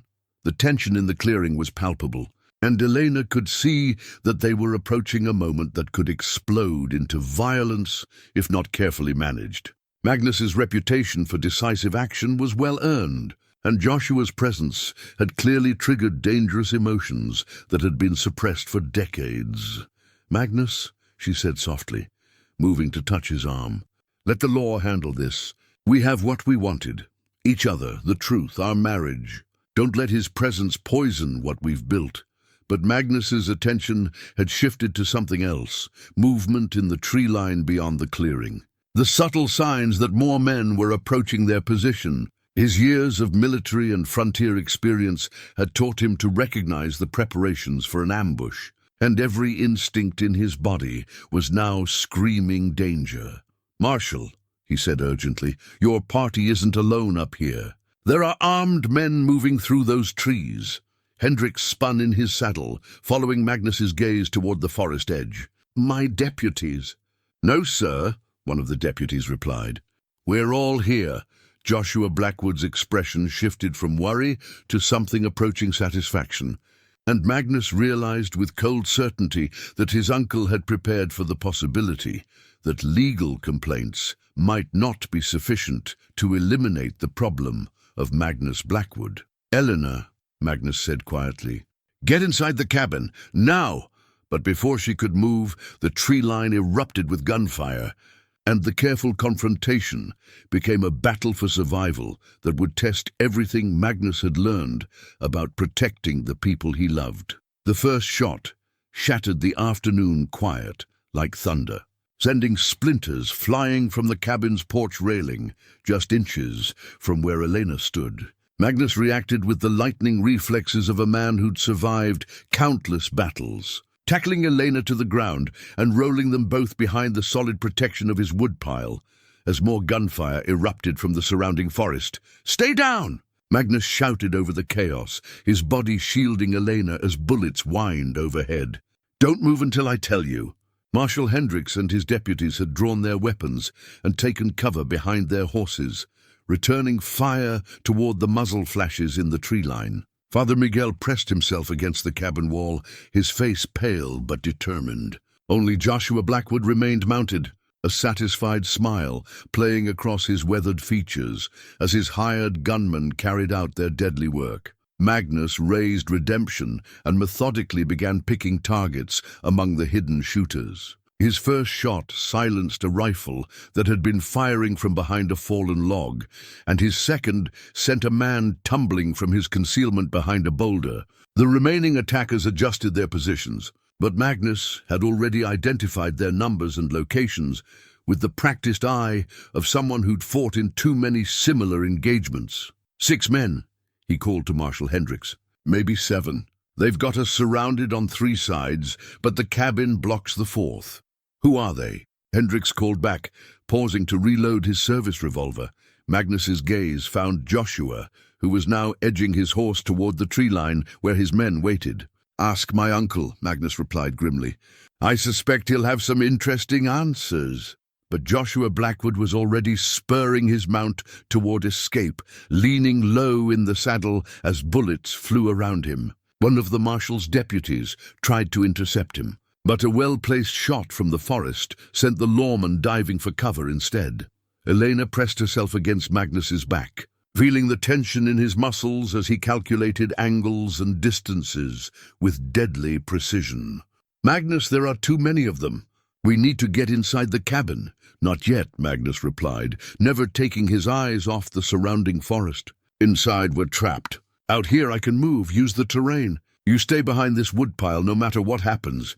He rose to one knee and fired 3 quick shots in rapid succession, each one finding its mark among the hidden gunmen. The return fire lessened noticeably, but Magnus knew they were far from safe. Father Miguel called out from his position against the cabin wall, "There's movement to the east! More men coming up the trail!" Magnus cursed under his breath. Joshua had planned this carefully, using the official visit as cover for what amounted to an execution. The old man had finally found a way to eliminate the nephew, who'd become an inconvenient witness to his crimes. "Marshal," Magnus shouted, "your men need to fall back to the cabin. We can hold them there." But as Hendricks and his deputies began their retreat, another volley of gunfire erupted from the eastern approach, catching one of the deputies in the open. The man went down hard, clutching his shoulder and crying out in pain. Magnus didn't hesitate. He left the safety of the woodpile and sprinted across the clearing under heavy fire, reaching the wounded deputy and hauling him bodily toward the cabin. Bullets kicked up dirt around his feet, and Elena watched in terror as splinters flew from the cabin walls where shots barely missed her husband. "The door!" Magnus yelled to Father Miguel, who threw it open just as Magnus reached the porch with the wounded deputy. They tumbled inside together, and Elena abandoned her position to help tend the injured man. Marshal Hendricks and his remaining deputy followed moments later, slamming the door behind them as bullets thudded into the heavy wood. The cabin's interior was dim after the bright afternoon sunlight, but Elena could see blood spreading across the wounded deputy's shirt. "How bad?" Magnus asked, checking his rifle's ammunition while Elena examined the man's injury. "Clean through the shoulder," Elena reported, her convent training taking over as she tore strips from her skirt to use as bandages. "He'll live if we can keep the bleeding under control and prevent infection." Outside, the gunfire had ceased, replaced by an ominous silence that Magnus found more disturbing than the bullets. He moved to one of the cabin's small windows, peering carefully through the gap between the shutters. "They're repositioning," he observed, "getting ready for a coordinated assault." Marshal Hendricks joined him at the window, his face grim. "Mr. Blackwood, I owe you an apology. It's clear that your uncle orchestrated this entire situation to eliminate you and your wife." "Apologies won't stop bullets," Magnus replied, though his tone held no criticism. "The question now is how we survive long enough to see Joshua face justice for his crimes." Elena finished bandaging the deputy's wound and moved to Magnus's side. "How many are left out there?" "Hard to say for certain. I dropped at least 3, maybe 4. But there were more coming up the eastern trail, and Joshua's had years to plan this. Father Miguel had been examining the cabin's construction with the eye of someone assessing defensive possibilities. "This is solid work," he said. "Log walls, small windows, good fields of fire. If we're going to make a stand, this is as good a place as any. The problem isn't the cabin," Magnus said. "It's time. They can wait us out, cut off our water supply, try to burn us out. Eventually they'll find a way to finish what they started." Elena touched his arm. "What about your reputation in this territory? Don't you have allies who might come to help?" Magnus shook his head. "Anyone who might be inclined to help is too far away to matter. Old Pete won't be back for weeks, and Sarah's too far down the mountain to hear gunfire. It was then that they heard Joshua's voice calling from somewhere beyond the clearing, amplified by a speaking horn that carried his words clearly to the cabin's occupants. "Magnus," the old man shouted, "you've caused me enough trouble over the years, boy. Come out now. Bring that woman with you, and I'll make this quick and clean." Magnus moved to the door, but didn't open it. "What makes you think I'd trust any promise from you, Joshua? You've been lying to me since I was 10 years old." "Because you don't have a choice," Joshua replied. "I've got enough men out here to keep you pinned down indefinitely. Sooner or later you'll run out of ammunition or water or food. Save everyone the trouble and end this now." Elena appeared beside Magnus, her face set with determination. "He's not taking me anywhere," she said quietly. "Whatever happens, we face it together." Magnus looked at his new wife, this remarkable woman who'd transformed his isolated existence into something worth fighting for, and felt a surge of fierce protectiveness that went beyond anything he'd ever experienced. "Elena," he said softly, "I need you to know something. If this goes badly, if they manage to—" "Don't," Elena interrupted. "Don't you dare start talking like we've already lost. You're Magnus Blackwood. You've survived everything life has thrown at you for 43 years. You're not giving up now." From his position at the wounded deputy's side, Marshal Hendricks spoke up. "Mr. Blackwood, what are our options here? You know this country better than anyone."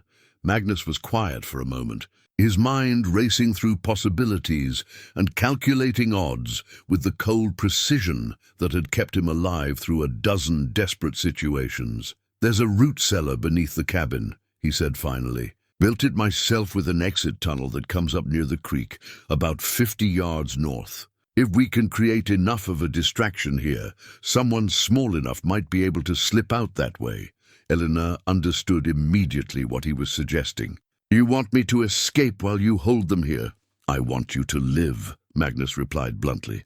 "Whatever else happens, I want you to survive this and have the chance to build the life you deserve."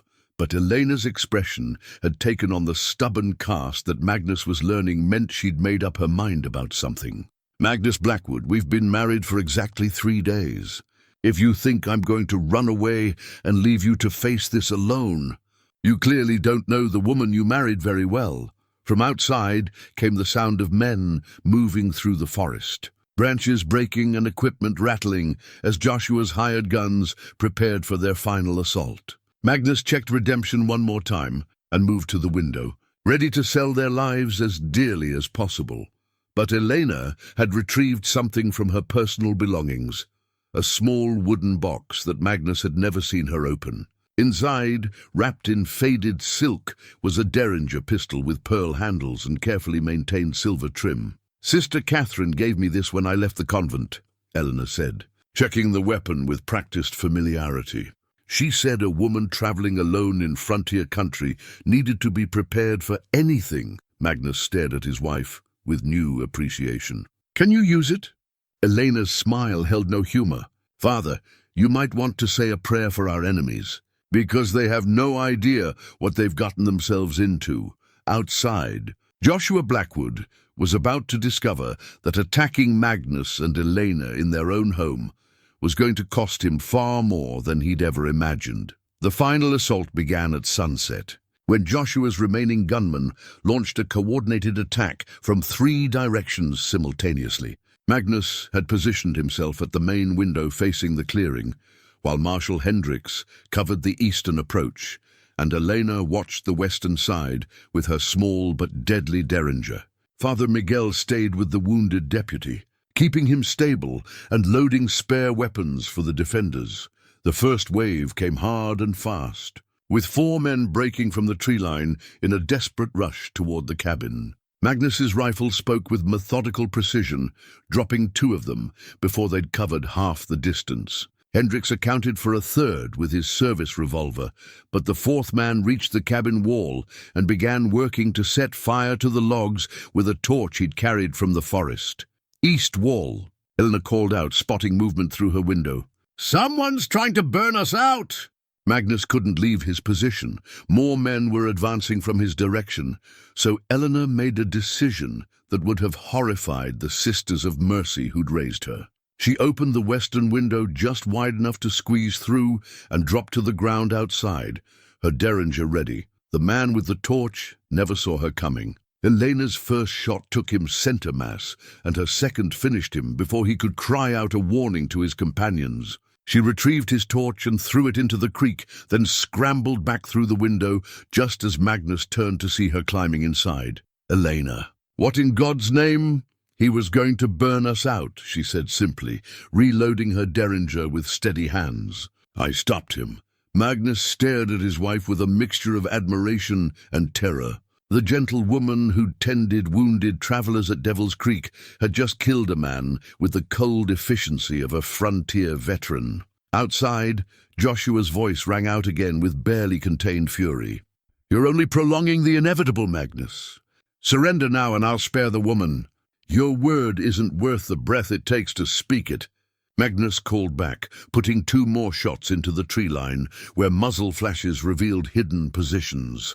But the situation was deteriorating rapidly. They were running low on ammunition. The wounded deputy was losing blood despite Elena's efforts, and Joshua's men had learned to respect their marksmanship enough to stay in heavy cover. The old man was settling in for a siege, content to wait them out. It was Father Miguel who provided the solution, though it came from an unexpected source. While tending to the deputy, he'd been examining the adoption certificate that had revealed Elena's true origins, and something about the document had been troubling him. "Elena," he called softly, "this certificate, when exactly did Sister Catherine give it to you?" "Just before I left the convent. Why?" Father Miguel's expression grew troubled. "Because according to the dates on this document, it should have been filed with territorial authorities 35 years ago. But the ink is too fresh, the paper too clean. This document was created recently." Magnus felt a cold realization settling over him. "You're saying it's a forgery?" "I'm saying someone wanted Elena to believe she was adopted, wanted both of you to believe you weren't really siblings," Father Miguel said grimly. "But the original church records I reviewed show something different entirely." Elena went pale. "What are you saying, Father?" "I'm saying that Joshua Blackwood has been manipulating this situation from the beginning. The adoption certificate is a fake, designed to convince you both that your marriage was legitimate when in fact..." Magnus felt the world shift beneath his feet. "When in fact we really are brother and sister," Father Miguel nodded solemnly. "The marriage I performed was invalid. You are indeed siblings, separated as children and reunited by accident. Joshua knew that if you discovered this truth after consummating your marriage, the scandal would destroy both of you." Eleanor sank against the cabin wall, the derringer falling from nerveless fingers. "So all of this, the relief, the joy, the freedom to love each other, it was all another lie." "A cruel one," Father Miguel confirmed, "designed to give you exactly what you wanted most, only to take it away in the most devastating manner possible." Outside, the gunfire had stopped, and Joshua's voice carried clearly across the clearing.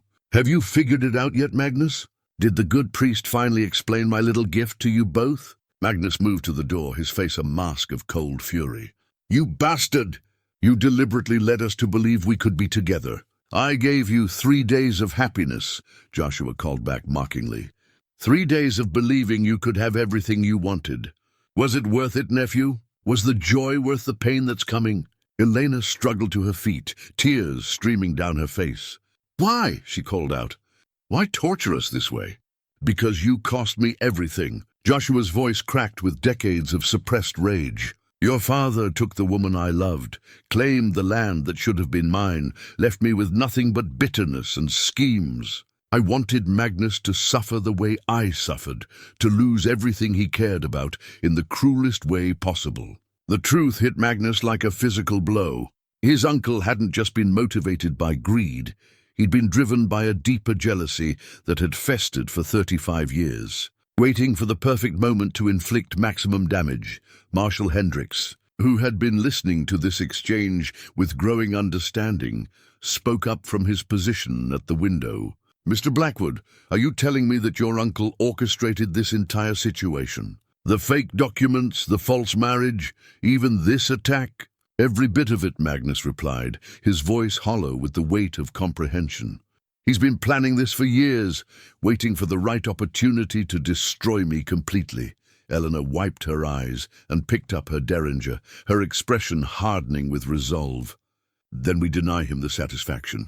Whatever we are to each other, whatever we can or cannot be, we don't give him the victory of seeing us destroyed by his manipulations. Father Miguel stepped forward, his weathered face serious. There is one thing I must tell you both, though it may bring small comfort given the circumstances.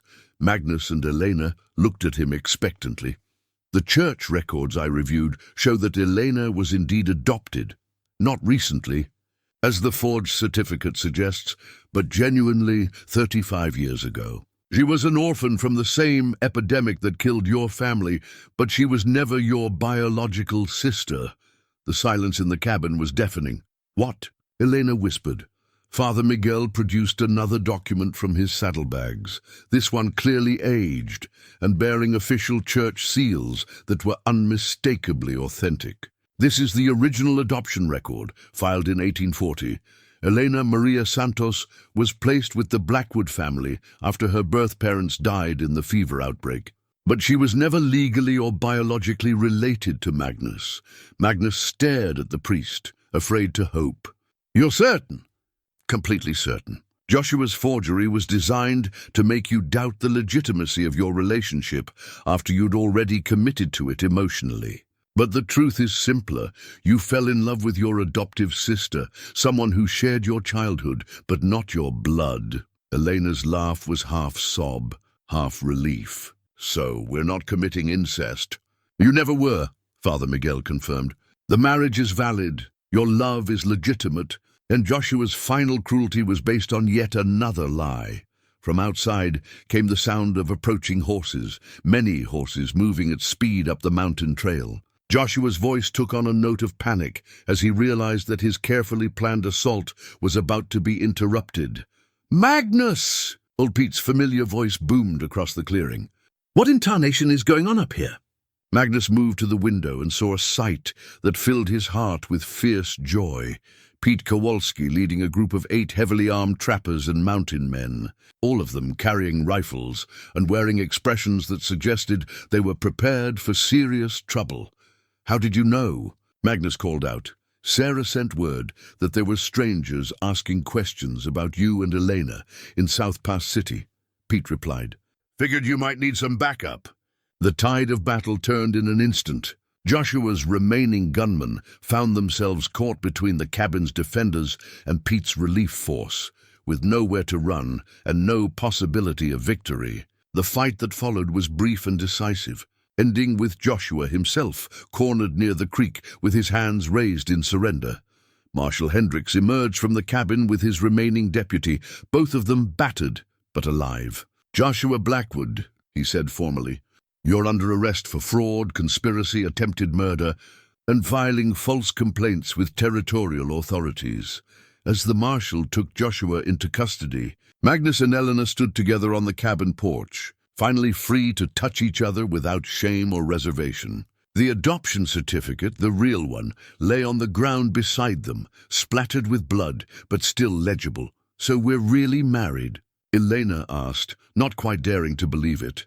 We're really married, Magnus confirmed, pulling her close. No more lies, no more manipulation, no more doubt about who we are to each other. Father Miguel approached them, his prayer book in hand. If I might suggest, he said gently, perhaps we should renew your vows here, in front of witnesses who understand the full truth of your situation. Let there be no question about the legitimacy of your union. As the sun set behind the mountain peaks, casting long shadows across the clearing where so much blood had been shed, Magnus and Eleanor Blackwood exchanged wedding vows for the second time, this time with absolute certainty about their right to love each other completely. Old Pete and his mountain men stood as witnesses, along with Marshal Hendricks and his wounded deputy, all of them understanding that they were present at something more significant than a simple wedding ceremony. They were witnessing the triumph of love over hatred, truth over manipulation, and hope over the bitter legacy of old wounds, Joshua Blackwood, bound and defeated, could only watch as his carefully orchestrated revenge collapsed into victory for the couple he'd tried so hard to destroy. The emerald green ribbon in Elena's hair caught the last rays of sunlight as she kissed her husband, marking the end of 35 years of separation and the beginning of a life built on truth rather than lies. 6 months later, Magnus stood on the same cabin porch where he'd first declared his intentions to Elena, watching her tend the expanded garden that now provided vegetables for not just their household, but for old Pete's trading post and several neighboring homesteads. The mountain valley had changed since that violent spring day. New cabins dotted the landscape as word spread that the Blackwood Range was safe territory for honest settlers, and the sound of children's laughter often carried on the wind from the small community that had grown around Magnus and Elena's refuge. Elena moved through her garden with the efficient grace that Magnus had first admired at Devil's Creek, but now her movements carried the subtle changes that spoke of new life growing within her. The child she carried would be born in late winter, and Magnus found himself oscillating between fierce joy and protective terror at the thought of becoming a father at 44. "You're staring again," Elena observed without looking up from her tomato plants, though her tone held affectment rather than complaint. "I'm admiring my wife," Magnus replied, moving down from the porch to join her among the vegetables. "Is that not allowed?" Elena straightened and turned to face him, one hand resting unconsciously on the slight swell of her belly. "Admiring is allowed. Worrying is not necessary." Magnus pulled her into his arms, marveling as he did every day at the simple freedom to touch her without guilt or reservation. The months since Joshua's defeat had been the happiest of his life, but they had also brought challenges he hadn't anticipated. Learning to live as a married man after 15 years of solitude required constant adjustment, and Elena's pregnancy had awakened protective instincts that sometimes bordered on the obsessive. "I can't help worrying," Magnus admitted, touching her face with gentle fingers. "You're carrying our future, Elena.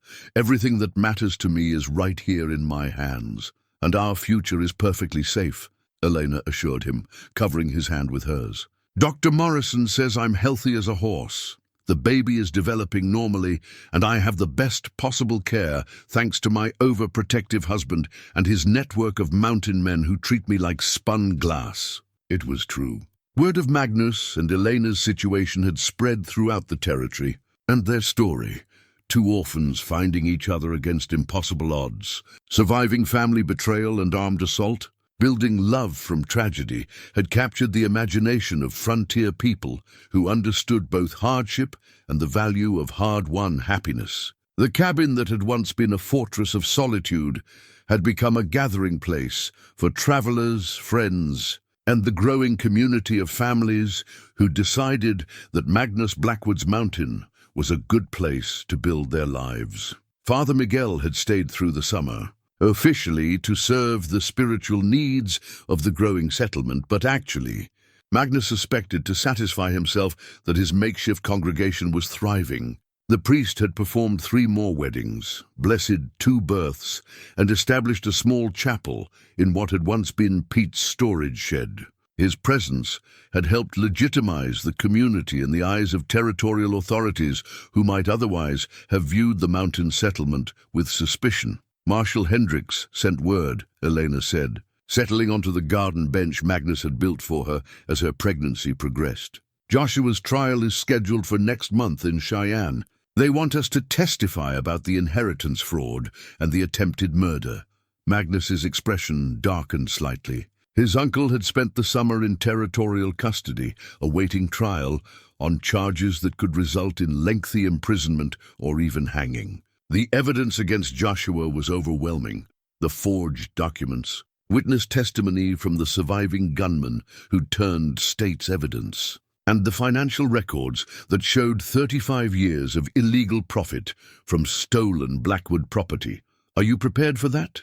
Magnus asked, knowing that testifying would require Elena to relive the emotional manipulation and violence they'd endured.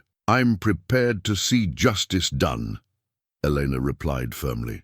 Joshua Blackwood destroyed too many lives for too many years. It's time he faced the consequences of his choices.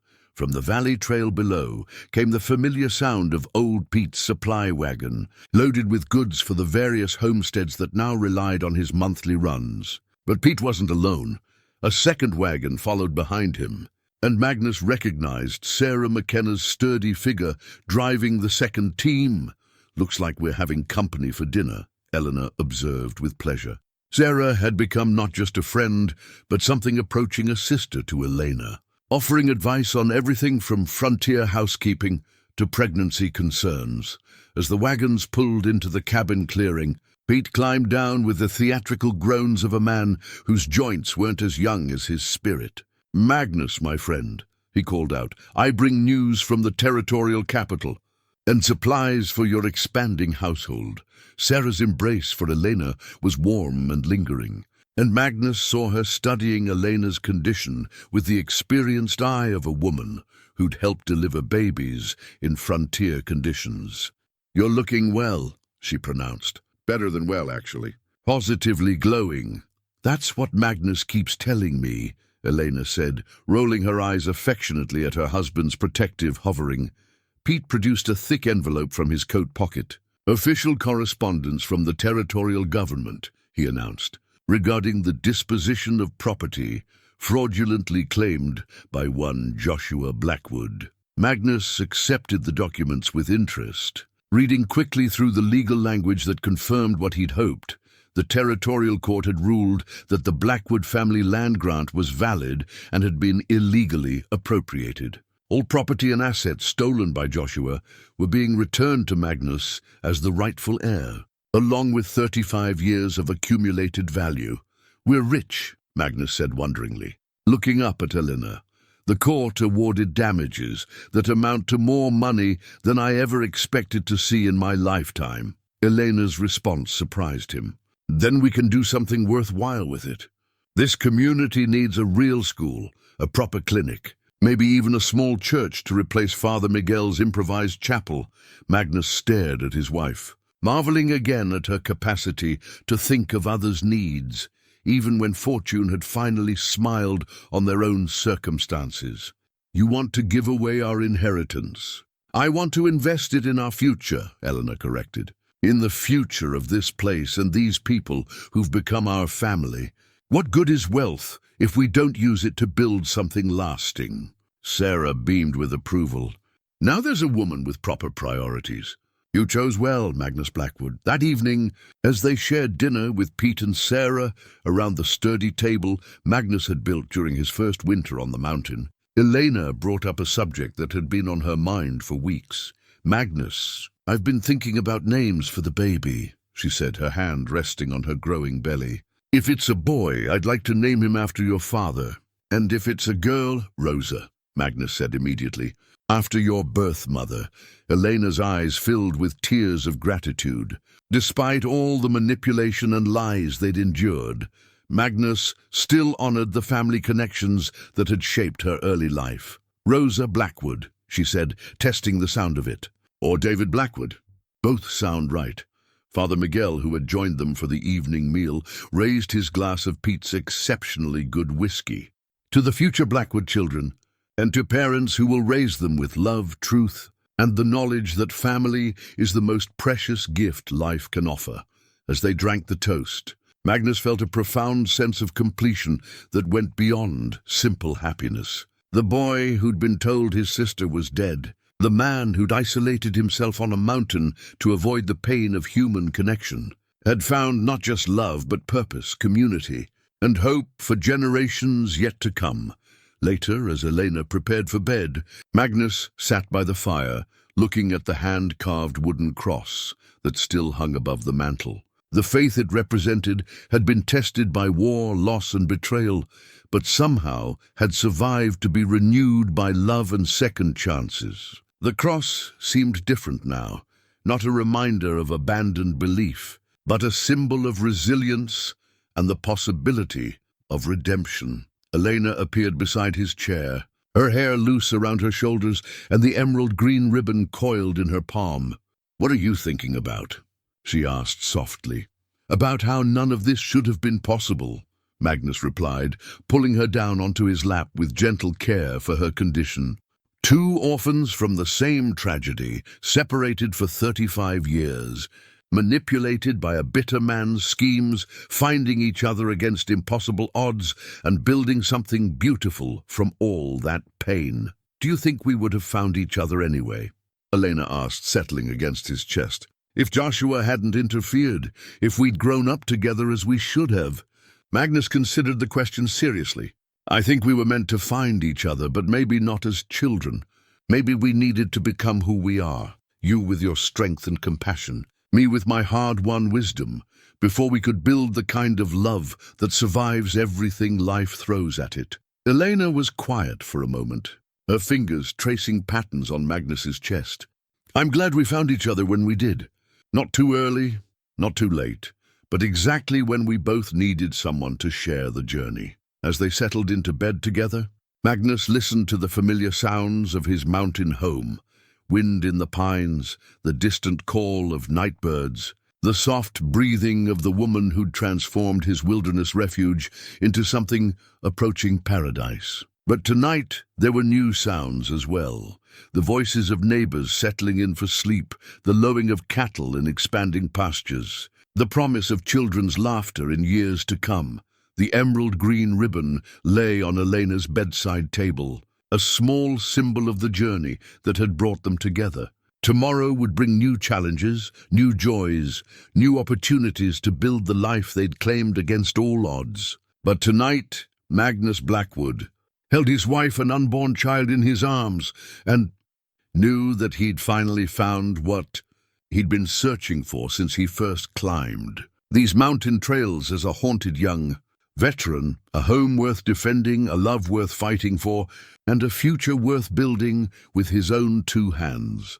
Outside his cabin windows, the stars wheeled in their ancient patterns above the Wyoming territory, bearing witness to the truth that love, when it's real and tested and freely chosen, can overcome any obstacle the world places in its path. And in the valley below, new lights twinkled from cabin windows where other families had chosen to build their dreams in the shadow of Magnus Blackwood's mountain, drawn by the promise that here at least love and truth would always triumph over hatred and lies.